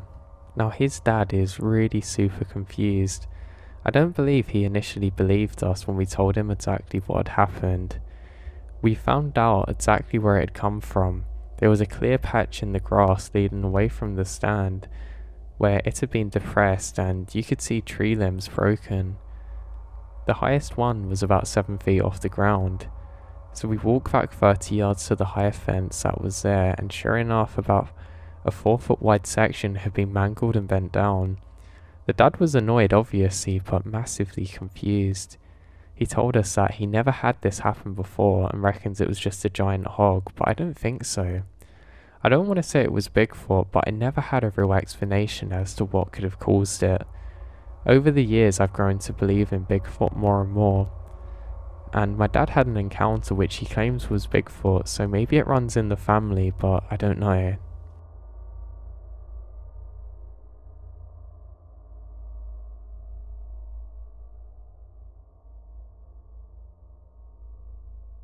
This happened when I was younger, around 8 or 9. I grew up on a reservation in eastern Maine.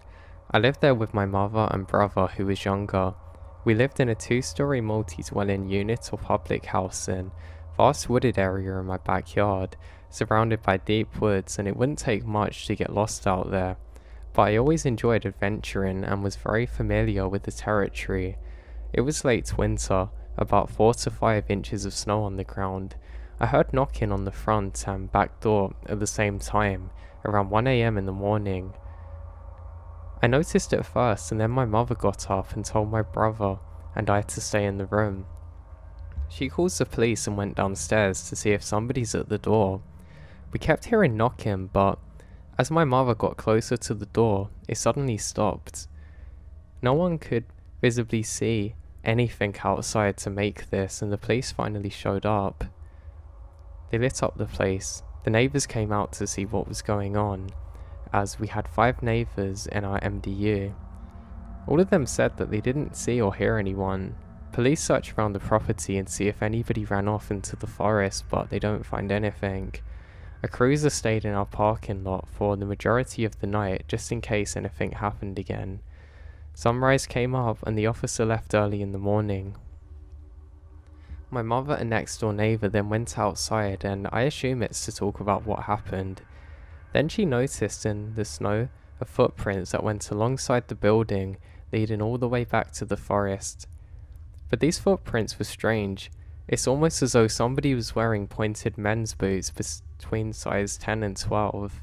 The prints were inadvertently facing inwards, kind of weird, not like you could walk in a straight line. The creepiest part about them is that the steps move side to side, toes are inverted, looking as though they jumped like some kind of creature would, but perfectly straight until getting into the woods. My mother didn't say anything about them till later on when I was older, because she knew obviously I'd be freaked out. But it was really weird to see. I assumed the footprints were maybe made partly by the officers, but these looked too normal, and I don't know why the officers would have went there. Now I followed the prints into the woods, and no other markings around them perfectly inverted hops or steps, leading deeper and deeper into the forest. It got to the point where an uneasy feeling crept over me, like something was telling me to go back. But I knew where the prints were leading, and I was pretty familiar with the area. I eventually get to a marsh or bog area. I get chilled out by that, and thought that I need to turn back now. I never said anything to my mum about it. Now, I never encountered anything similar since, but I don't really know what to make of it.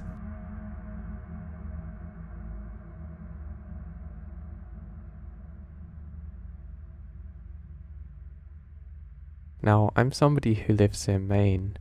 On Thanksgiving of 2019, me, my mother, and two aunts went on a walk around my neighbourhood after the meal to help digest the food a bit. I should also note that the houses in my neighbourhood are all spaced apart pretty well by the woods. Now, a few minutes into walking I get tired, so I turned to go back home while they kept moving some more, and on my way home, I was walking down by a street that didn't have many houses on it. I start to hear my mum calling my name through the woods, except her voice was somewhat off, kind of like it was ever more slightly slowed down to compare to her normal voice. I yell, "Mum." Once I don't hear anything back other than the voice telling me to come towards her, I was a little spooked, but I had also told her that I was tired, so I kept on my way home. When she and my aunts got back from their walks, I asked her what she wanted. To this day, she claims that she never called my name and never went near the woods. I did some research online and found out that skinwalkers apparently have the ability to mimic voices of loved ones in an attempt to lure you in, but I don't really know what to think of it.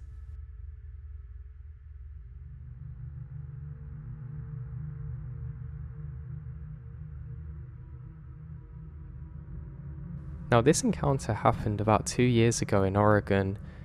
Now, the previous encounter I had was 8 years ago in Oregon too. It was my birthday in April, and we took a trip deep into the woods, hiking and camping, as this is my favourite thing to do. I also remembered this incident well, as it was the time that my wisdom tooth was flaring up and I was in pain. Not excruciatingly so, but relatively annoying. We had spent the day driving around the woods and hiking, and when nightfall had started to set in, it had rained all day, and sometimes it was hard to make out things through the mist. But as the sun started to set, you could tell that there was a nasty spring storm rolling in. We drove up a remote forest that hadn't been maintained in what seems like years. The trees had grown into the road and scraped against the vehicle, but we like camping off the beaten path to avoid humans. Now, we had come to an area where the road widened on the top and was surrounded by a second growth forest and some scattered old growth trees.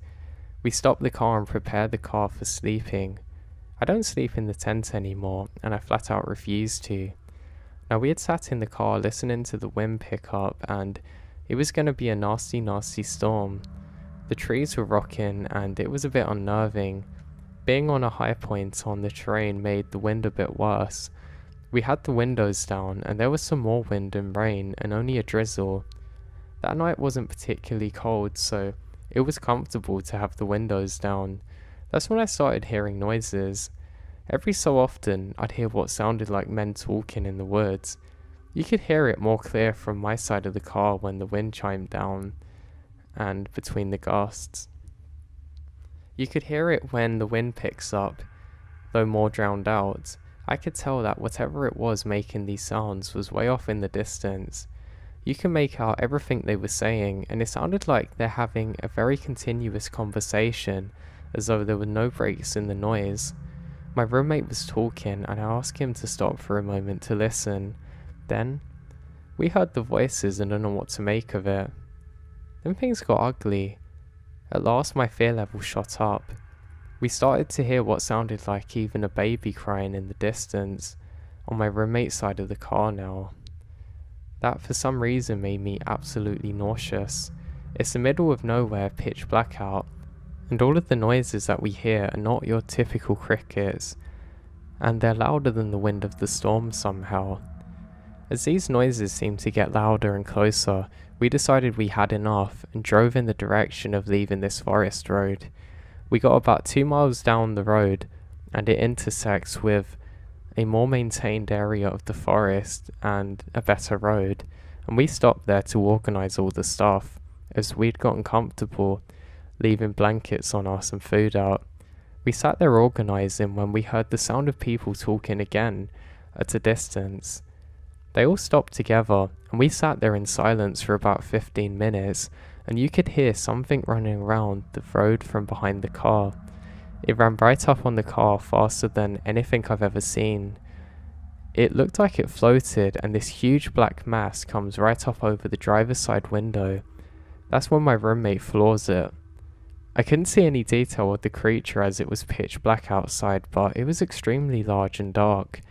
The mass was like an upright cow running to your car. We ended up getting to the main highway and drove half an hour down the right road, and then camped in another location. By then we were exhausted. Nothing happened at the other location, but we're constantly on edge. It's a birthday that I'll never forget. Now I still hike deep into the wilderness, but I always have some kind of protection with me. Even then I feel intimidated.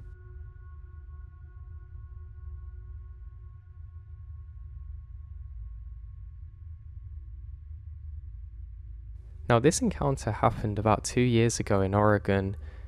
Now the previous encounter I had was 8 years ago in Oregon too. It was my birthday in April, and we took a trip deep into the woods, hiking and camping, as this is my favourite thing to do. I also remembered this incident well, as it was the time that my wisdom tooth was flaring up and I was in pain. Not excruciatingly so, but relatively annoying. We had spent the day driving around the woods and hiking, and when nightfall had started to set in, it had rained all day, and sometimes it was hard to make out things through the mist, but as the sun started to set, you could tell that there was a nasty spring storm rolling in. We drove up a remote forest that hadn't been maintained in what seems like years.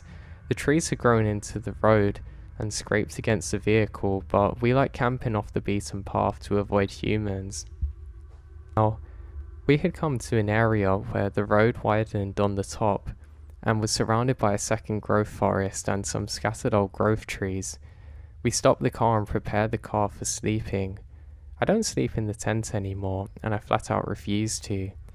Now we had sat in the car listening to the wind pick up, and it was going to be a nasty storm. The trees were rocking and it was a bit unnerving. Being on a high point on the terrain made the wind a bit worse. We had the windows down, and there was some more wind and rain and only a drizzle. That night wasn't particularly cold, so it was comfortable to have the windows down. That's when I started hearing noises. Every so often, I'd hear what sounded like men talking in the woods. You could hear it more clear from my side of the car when the wind chimed down and between the gusts. You could hear it when the wind picks up, though more drowned out. I could tell that whatever it was making these sounds was way off in the distance. You can make out everything they were saying, and it sounded like they're having a very continuous conversation, as though there were no breaks in the noise. My roommate was talking, and I asked him to stop for a moment to listen. Then, we heard the voices and don't know what to make of it. Then things got ugly. At last my fear level shot up. We started to hear what sounded like even a baby crying in the distance, on my roommate's side of the car now. That for some reason made me absolutely nauseous. It's the middle of nowhere, pitch black out, And all of the noises that we hear are not your typical crickets, and they're louder than the wind of the storm somehow. As these noises seemed to get louder and closer, we decided we had enough and drove in the direction of leaving this forest road. We got about 2 miles down the road, and it intersects with a more maintained area of the forest and a better road, and we stopped there to organise all the stuff, as we'd gotten comfortable leaving blankets on us and food out. We sat there organising when we heard the sound of people talking again at a distance. They all stopped together, and we sat there in silence for about 15 minutes, and you could hear something running around the road from behind the car. It ran right up on the car faster than anything I've ever seen. It looked like it floated, and this huge black mass comes right up over the driver's side window. That's when my roommate floors it. I couldn't see any detail of the creature as it was pitch black outside, but it was extremely large and dark. The mass was like an upright cow running to your car.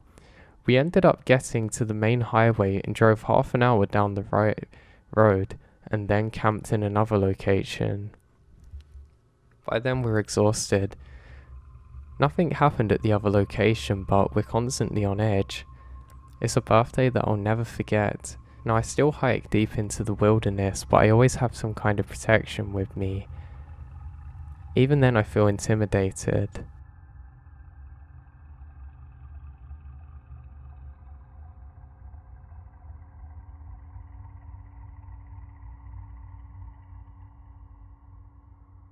Now we're on our way to our aunt's house because she needed help mounting her new TV.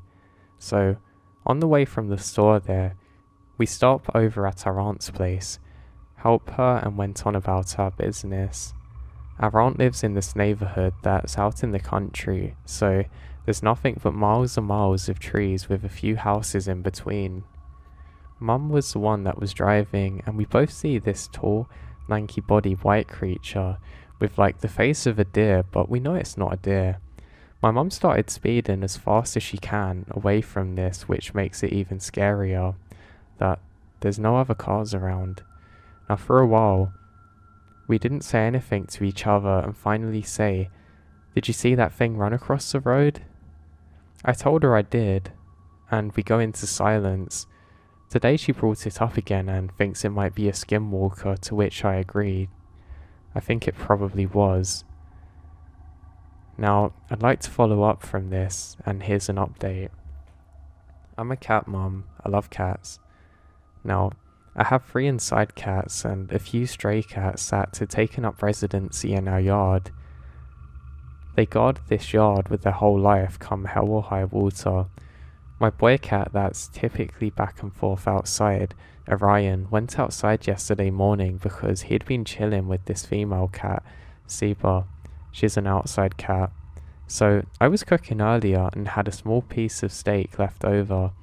I usually mince it to give it to the other cats, but Orion hadn't come inside. Mum's in the living room watching TV, so I go outside to call for him, and I don't see him. I assume that he's outside chilling, and I go back inside. We wait a few hours and I go back outside to see if he's out there, but he's not. Now since my neighbours are outside, I decide to head out to see if he is underneath this fan. We believe that he could be. Now, I don't give the chance to that though, because as I'm calling his name, I hear something that sounded like a wounded cat. I immediately think it's mine and start calling his name, but the cat keeps responding. But the meow isn't normal and I can tell something's off. My mum came outside to check on me and just completely stops. Me and her both call for this cat, but it's not responding anymore, almost as though it's watching and observing. It sent chills down my spine. Honestly, I wasn't scared or sensing anything malicious, but I could tell something was watching the both of us. Now I took time to go check under the van, but the cat's not there. He hasn't moved since earlier that day when he was under there staring at this area of trees around our home. I call his name and his ear folds back a little and he adjusts around, but still staring at this woodland area. The other 2 cats are laying out in the yard. I shake a small bag of cat food to try and lure Orion out so I can bring him inside, but he doesn't budge. He's just staring at the trees. Now, I decide to head back in at this time, and I get this sense that I'm definitely being watched now, and the other cats are now all underneath the van staring at the trees. Now, this is weird to me, and I don't know what's going on, but I do not want to see this thing up close and personal. There is an update 1.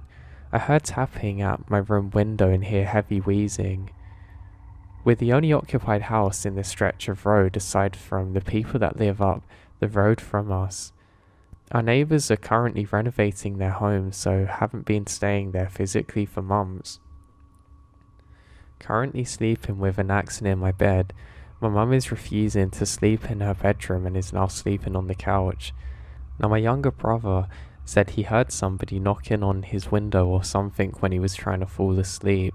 Now manages to bring Orion in early this morning because he was waiting at the screen porch with his eyes wide, ears folded back and meowing as though he's scared, and he's still staring in that direction to the woods. Now we also have some labs. They're all barking together at something for about an hour. That's some weird stuff. I've dealt with paranormal stuff before, but never like this. If somebody has any suggestions as to how we can protect ourselves, I'd like them.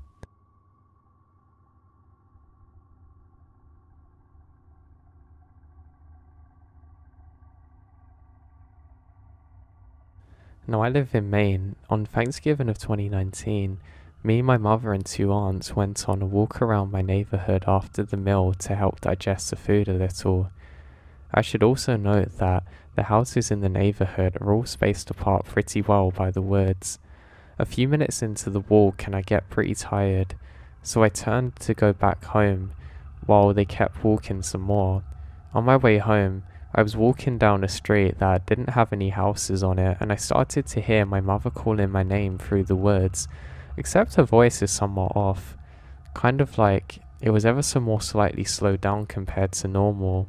I yelled "Mum" once, didn't hear anything back, other than a voice telling me to come towards her. I was a little spooked, but I also had told her I was tired, so kept on my way home. When she and my aunts got back from their walk, I asked her what she wanted, and to this day, she claims that she never called my name and never went near the woods. I did some research online and found out that apparently Wendigos have the ability to mimic the voices of loved ones to try and get them in.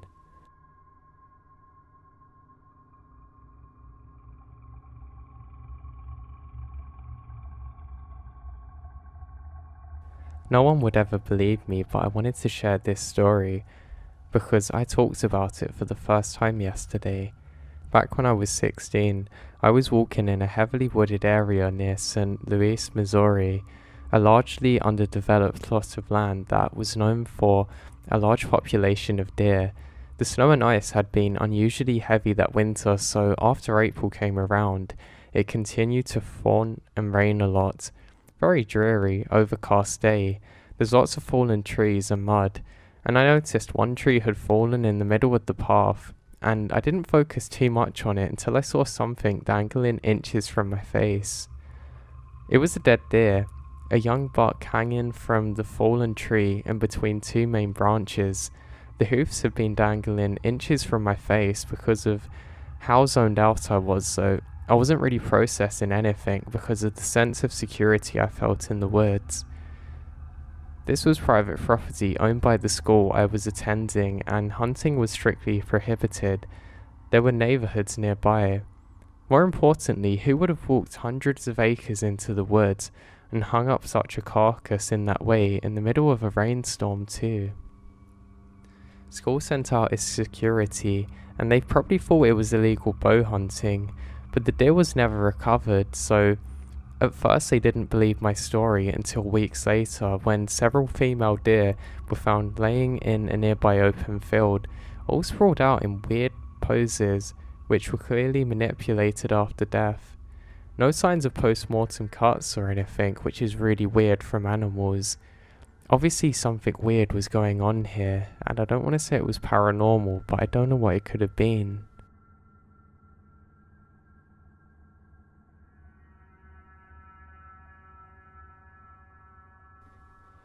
My boyfriend Jason and I went on a month-long camping trip to multiple states. Everything had been going really well until October 9th.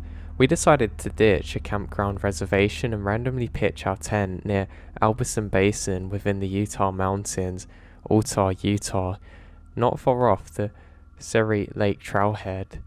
We parked our car at around 3 PM at the Alberson Basin campground, closed for season. Admittedly, it was a little tense because this is our first dispersed camping attempt and we had no proper backpacking gear.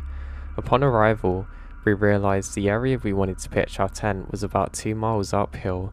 At this point, we started to express regret as we planned camping in Nephi, Utah, that we decided to skip on a whim.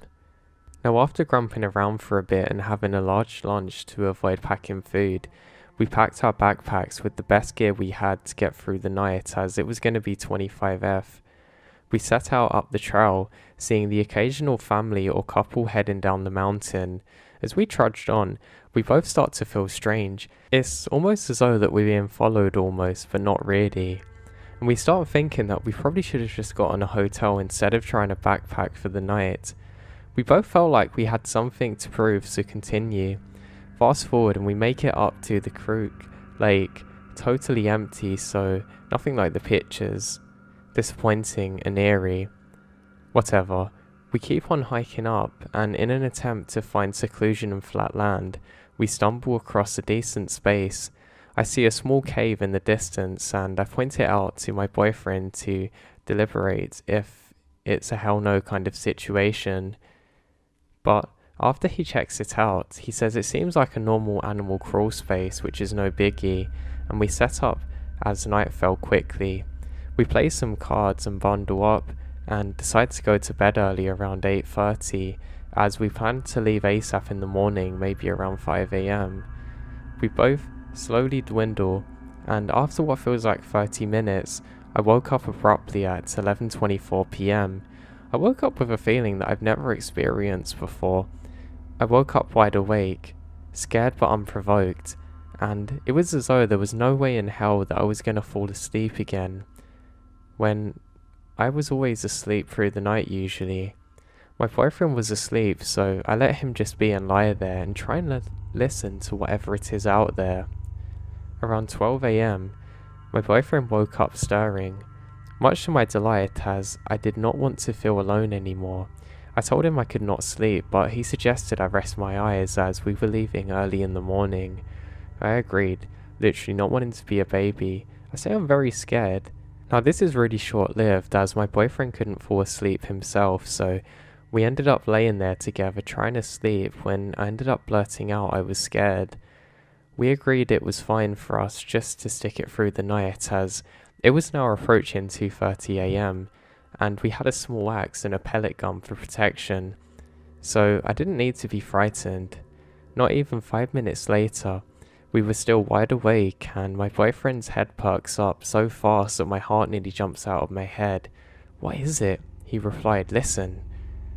And I'm not joking, we hear the sound of gravelly crunching under boots as though somebody walked straight up to our tent, stopped, then goes over to the side of the tent, probably looking for the door. I felt the blood drain out of my face immediately. In real time, this all occurred no more than 10 seconds, but my mind flashed a million thoughts a second. I was convinced it was a ranger coming to tell us that we can't camp there, so I called out hello, my brain entirely sure that I heard human footsteps. Within 2 to 3 seconds of hearing footsteps, my boyfriend grabs a gun and burst out of the tent for any chance to confront this person, as I knew he heard exactly the same thing. But there's nothing. There was nothing there. Now as soon as my boyfriend makes it out of the tent, I quickly go after him. Now we both clearly heard something, so walk up but can't find anything. We hardly exchanged words and packed up our stuff, looking over our shoulders terrified, and booked it down the mountain with only moonlight guiding us, too scared to turn on our flashlights. It's really the worst 20 or so minutes of my life, and I'm really expecting someone to appear following us.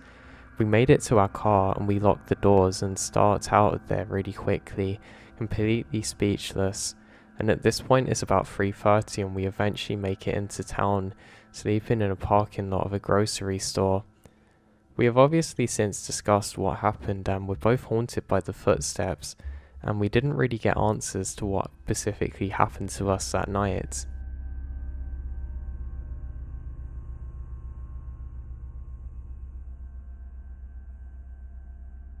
This happened to one of my friends. He and two buddies decided to go camping one weekend in Uinta Mountains, UT. They wanted to go out in the middle of nowhere to really get away from civilization and just chill and fish and stuff like that. All three of them are pretty outdoorsy and experienced with camping and backpacking, so this was no big deal for them. They went to the trailhead inn and hiked about 1.5 miles up the trail, and then turned off the trail and just hiked for another 4 miles away from the trail. They had little trail markers so they wouldn't find their way back if they got lost. They eventually find a spot though, and there is no sign of anybody around. The grounds look untouched by humans. There was also a brook close by, so they decided to set up camp.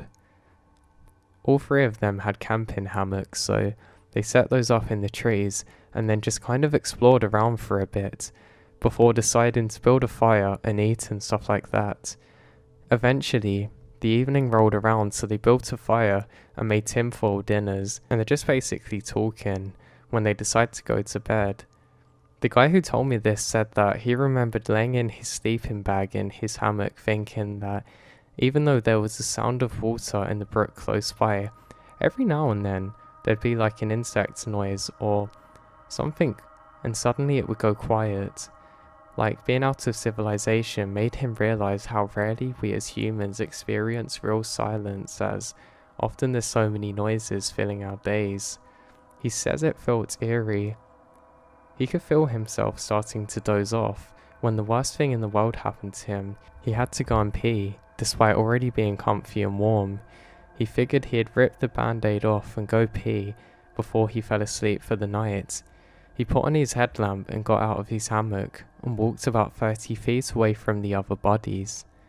When he was walking over, he thought that he saw something dart out of sight unnaturally fast and heard a crack of a branch.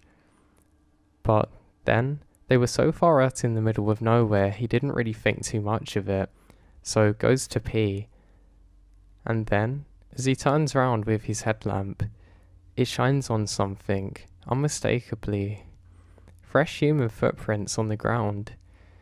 It had rained in the mountains the day before, so the earth was soft in some areas, and there was no doubt in his mind that these were not only human footprints, but whoever made them were barefoot.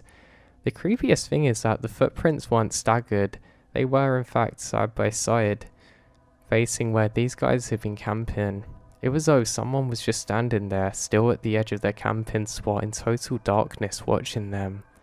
Those were the only footprints my friend could see, no other prints leading away or to where they were. Now they're totally freaked out. He ran back to the hammock, got his knife, and he loudly whispers two of his friends' names, but they're already asleep, so they don't answer. He debated whether or not he should wake them up, but decided against it because there was no real physical threat that he could think of that would justify waking them up. He put his headlamp on a brighter setting and shone it up there in the trees and generally around the area that he had urinated, but nothing. He didn't sleep that night. He laid in his hammock wide awake with the knife on his hand all night. Those footprints looked as though somebody had been standing there those moments that he had stopped to urinate, so he definitely wasn't alone. When it reaches early in the morning, the sun is up and my friend decides to go pack up all of his stuff. He was still spooked out and wanted to start hiking back to their car when his friends were up. When he walked down taking his hammock, he saw another set of footprints, and these are fresh, but this time like 10 feet away from the hammock. They clearly went over to where he was sleeping and just stood there, so he quickly wakes up the friends and they get out of there.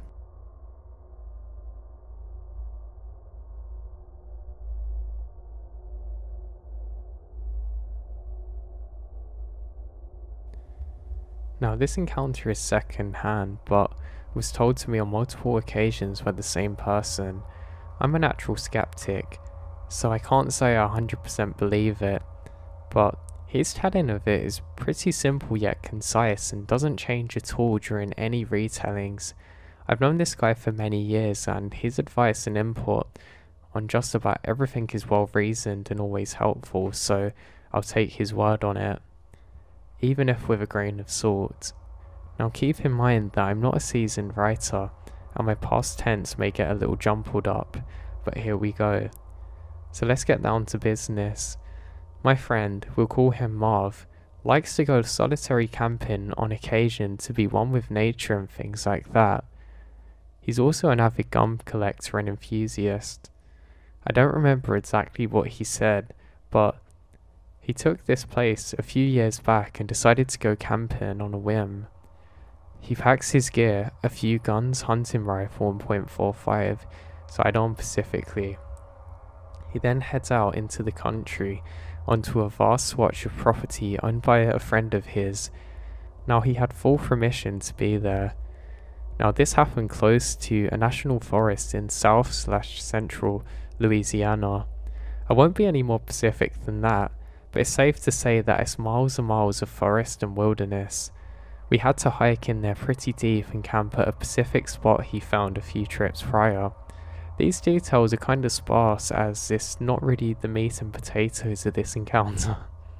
I love that saying. So he made his way in and set up camp in the usual small clearing for the night, skipping ahead a few hours as it was late afternoon now, when he heard leaves crunching and twigs being stepped on.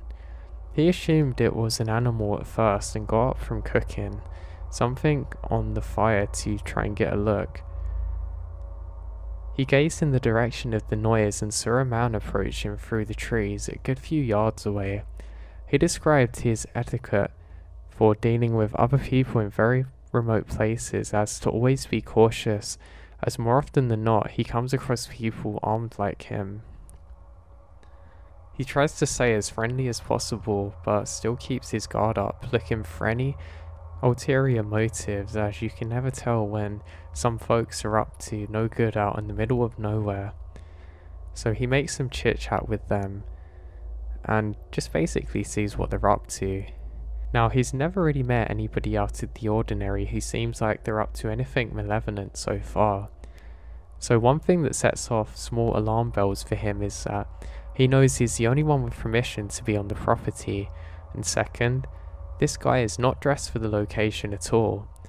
He said the guy was wearing a white t-shirt, some blue jogger shorts and white socks and sneakers. Mind you, Marv is miles out in the middle of the woods away from any paths, roadways, houses or anything really. Nobody is going to casually stroll into his current location dressed like that unless they're confused, lost or else. It was early fall but not quite cool, so there's a ton of mosquitoes, ticks and other insects aplenty. You're not going to have most of your skin exposed if you can help it in the woods. I know that all too well from my own experience.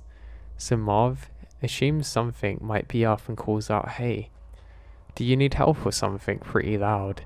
Definitely loud enough to be heard. The guy keeps walking forward, staring directly at him. Now at this point, Marv is starting to get unnerved, and as I said, I know the guy too well and he's cool as a cucumber in a tense situation. Now getting more uneasy as the guy's closing the distance, he gets to his feet and loudly declares, "Hey man, can I help you with something or what?" And the guy's about 15 or 20 feet away from Marv now, standing at the edge of the clearing in the forest. The guy looking Marv dead in the eye speaks and says, "Help me." Marv said he was already starting to actually get worried at this point because he said the way the guy was and was saying things didn't seem normal. It didn't sound right. The guy, unmoved, still says, "Help me," again, but slightly more emphatic, but really just louder. Marv said that's when he picked up on what was truly wrong about the situation. He said the timbre of the voice was more female and actually sounded like a recording being played, and the guy's lip and mouth movements weren't actually matching up with the phrases. It was just like he was opening his mouth, emitting the phrase, and closing it again. Marv said, "What do you want help with?" Not daring to back up or move whatsoever. The guy standing still, motionless, then looks and says, "Help me," again, and repeats the phrase another 3 times, slowly but not louder in volume. Marv, now totally unsure of what was happening, interrupts the guy and says, "Hey, what do you actually need help with? Do you need my help or not?" He continues loud and firm in tone, and the guy actually doesn't miss a beat and says, "Help me," again, now taking a step towards Marvin's direction. Marv told me that he did not only think that this could be a terrible situation, but he had to do the only thing that made sense, and he drew his semi-auto 0.45 pistol, pointing it at the guy, telling him, "You need to get back. I don't care what you want." And the guy starts to get more animated and agitated, still repeating the phrase, but weirdly not taking a step away or closer now. Marv did what he thought was the right thing given his current predicament, assuming he was dealing with an unstable or potentially dangerous individual, and discharged a round into the ground in front of the guy. Now this is where it gets crazy. Now as the guy stops uttering the phrase, goes silent, still staring at Marv. Now he then does a backflip or somersault kind of thing backwards into the woods and immediately out of sight. Now I don't know what you're thinking because I still had the same reaction. This sounds like some rubbish, but Marv gave no indication of falsehood or laughing and told me the exact same thing each time in this dead serious demeanour.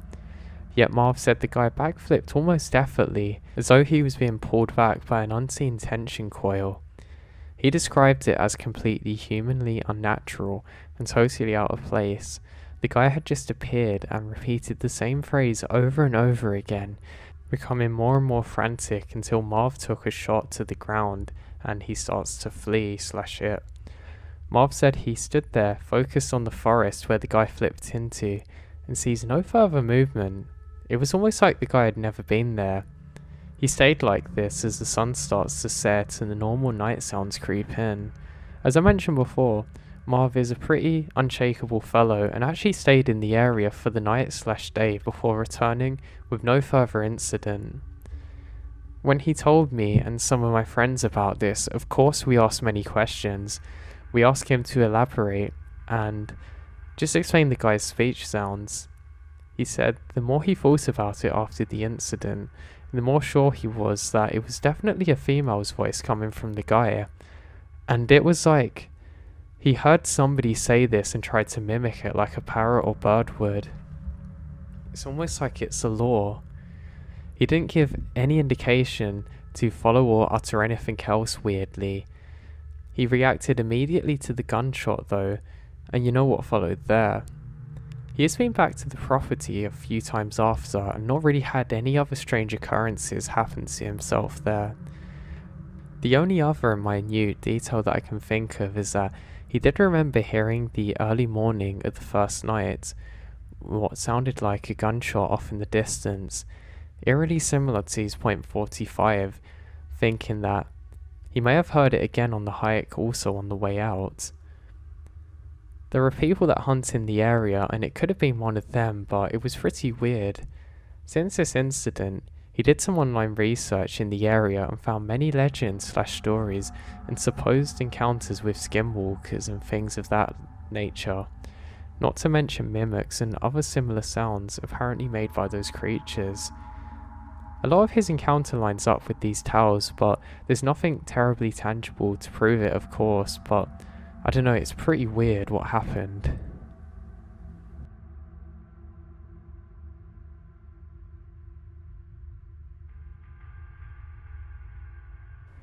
Now, my father and I were taking a quick hike a few miles north of Butte, Montana. It was not absolute wilderness, that far out of Butte, but a few miles outside of most towns in Montana, meaning you're way out in the backwoods. Now it wasn't an unusual day by any means, just a warm summer afternoon, perfect for a little hike. We were only a mile or so away from where we parked when we saw a large trash bag along the trail. I hate litter bugs, especially in the woods. I intended to haul it back up and dispose of it correctly, and when I attempted to lift the bag though, it was heavy, which is much more than I anticipated it to be. Curiosity gets the better of my father and me, and we split the bag open to see what's inside. I think it's going to be a dead animal, but it's not totally unusual for someone to dispose of a dead dog or cat in a similar fashion in this part of the world. Some people out here will poach deers and leave trimmings like this too. Upon opening the bag, we see a boot, then sock, and then pants. We suddenly realise they're all attached to somebody's legs. It looks so unreal, like a movie prop, like somebody took it off and threw them in the bag, like a prank. How? It wasn't. I fell backwards and started having a panic attack. Nothing prepares you for something like that. My dad, on the other hand, sprung into action. He immediately closes up the bag as best he can, and then we start surveying the surroundings. That freaks me out more. Though my gasp comes out, I ask him, "What are you looking for?" And he said somebody could be watching us. Can you imagine stumbling upon a serial killer dump site and they're watching you? Didn't really help my panic. As I tried to calm down, my dad called the Silver Bow County Sheriff and reported what we found. Limp-legged, we hiked back a mile or so to the road and waited for the cops to show up. The authorities searched the area with their dogs and never found any other pieces or even a trail to follow. The sheriff's people even searched our truck and interviewed us to see if we've been responsible, but nothing ever comes out of the incident. It's been just over 10 years now, and nobody has any idea who these belong to. No missing person reports match up, and the DNAs never showed up on a database. Montana has a reputation for being a bit on the rough side, so it's not impossible this was a local who ran into trouble. But I don't know, it's just a crazy thing that happened.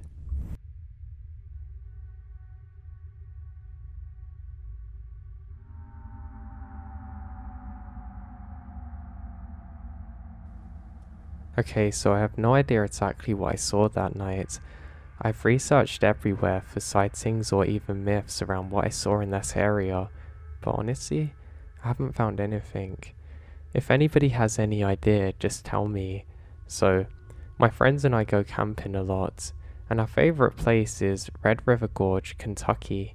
We don't really go there too often, to be honest, but it was really nice whenever we actually went there, and we always had a good time there, and I still go. It's the closest place to where I live that you can go and see the Milky Way, which is pretty cool.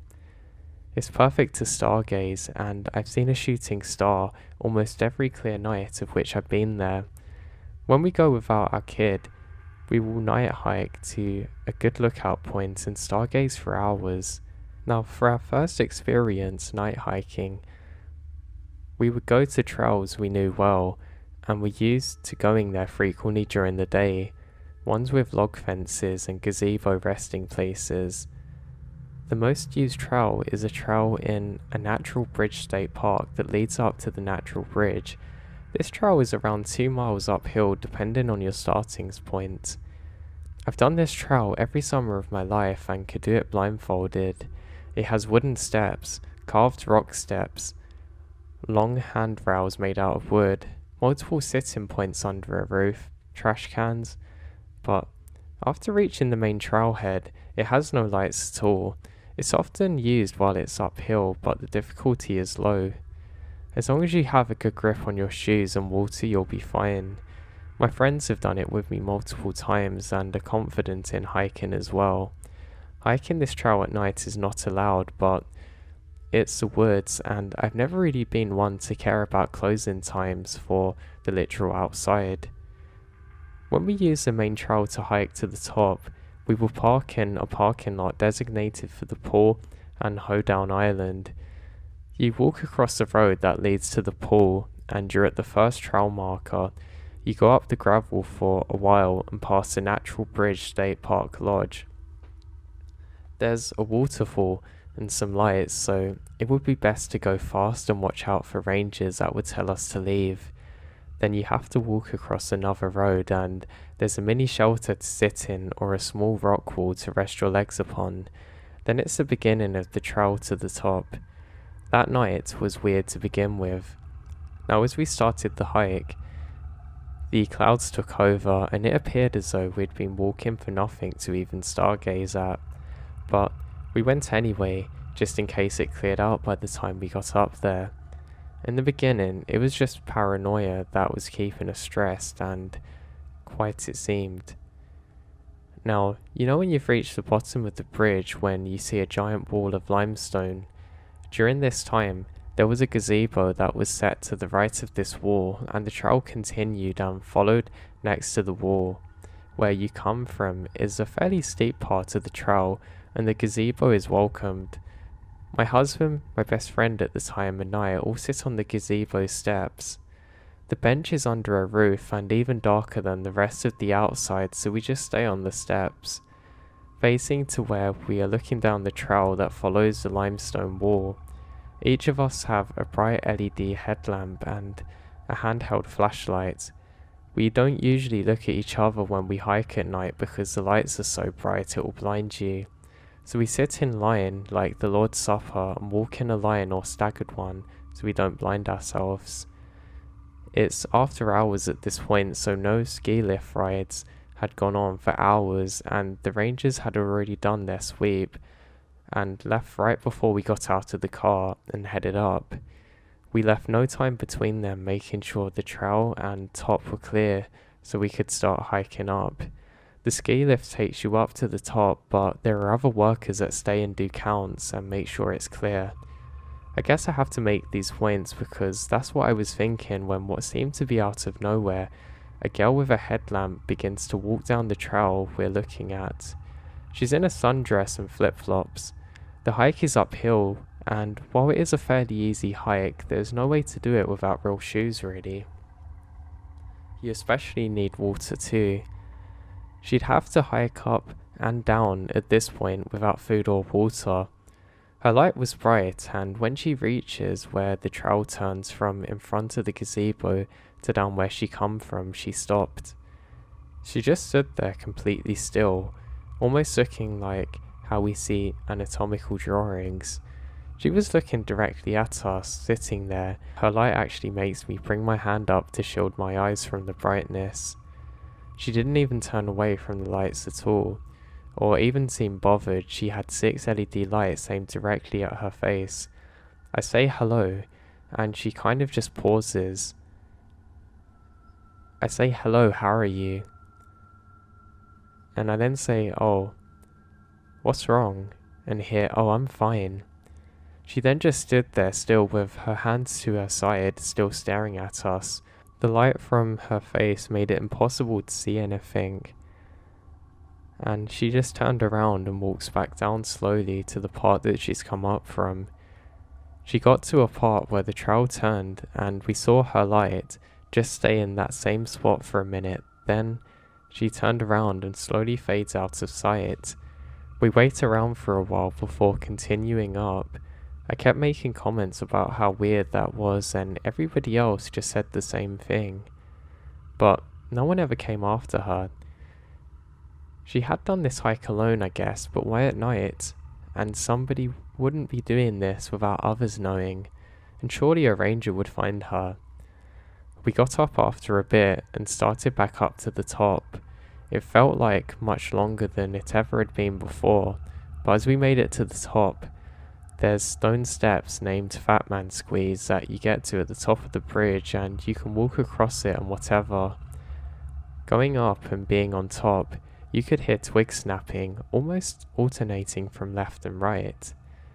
We lay down and tried and stargaze, but the clouds are even thicker, and it was terribly hot.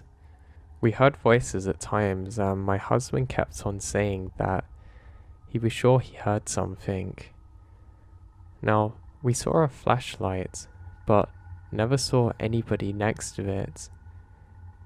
And then we heard a bird call, but it wasn't like a bird would make this kind of noise. It was almost like somebody imitating one, like rhythmic and not natural at all. I was convinced we weren't alone and hadn't been alone, but Also, I am the most easily spooked. Now, I asked to leave as soon as they're done, and they were ready right then and there, and that scares me, that they're afraid as I am at this point. We began going down the way we came, and it felt like it was taking too long. We were going steady and quick, and it was downhill, but we were not making any ground of it.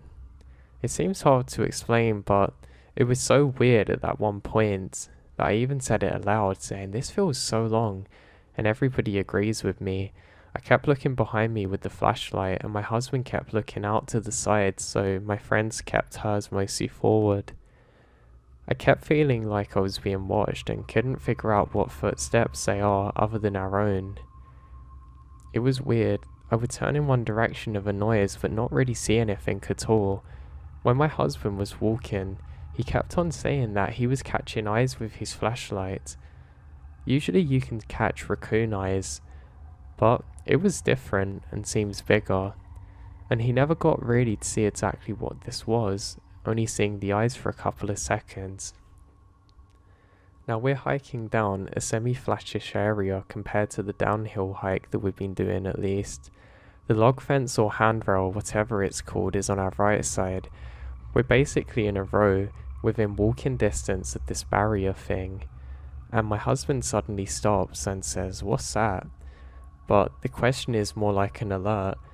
I move my headlight on in the direction that he's pointing and don't see anything.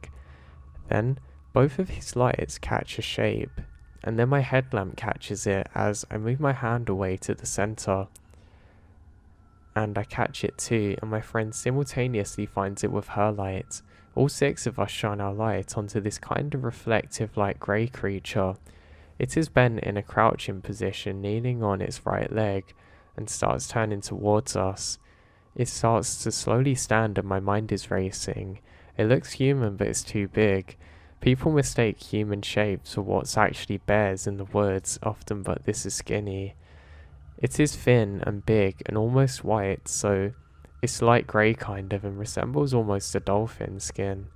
There's a shine to it and the lights get a reflection over it. It gradually comes to a full standing position, and its head is long and its eyes are in a human position on its face facing forwards. But I can't really see any facial features, just big old empty holes or pits where its eyes should be. It looks directly at us and our light. It stood there and was really intimidating, almost like when a snake raises up to show its height. It was like it was stepping up for a fight from crouching and then turning to us. Its arms hung down low and its hands are almost long, maybe by its knees. It stood around 9 feet or so and wasn't that far in front of us, and it hasn't really got hair at all. Its head was just large. I couldn't really process what I was seeing. Then I feel my husband hitting me on my back yelling, "Run, run, run." I start to understand that we have to get away from this thing, and it then suddenly pivots and runs to the right, going backwards on the trail so it could get around the barrier and run off the trail behind us. We take off running the rest of the way down the trail, knowing that this thing is not much further away and much quicker than we are. We didn't talk at all because we're all tired and really scared. We don't want to get caught. We keep running as far as we can, but eventually make it to an area that's not too steep. It never felt like we're out of sight of this creature. As we made it to the trail beginning with the gravel, we could hear something to the side crashing through the forest, and we ran until we get to the car, then driving as fast as we can, and as soon as we got to the main road, we can see the stars again. Now, when this thing looked at us, I knew it was smarter and probably stronger than us. I knew that if we hadn't have seen it, it probably would have done something horrible to us. Now when we make it back to where we were all staying, all of us took out our phones and wrote a note on what had happened. None of us spoke to each other until after we all wrote our things, and all of us saw the exact same thing. I still don't know what to make of it.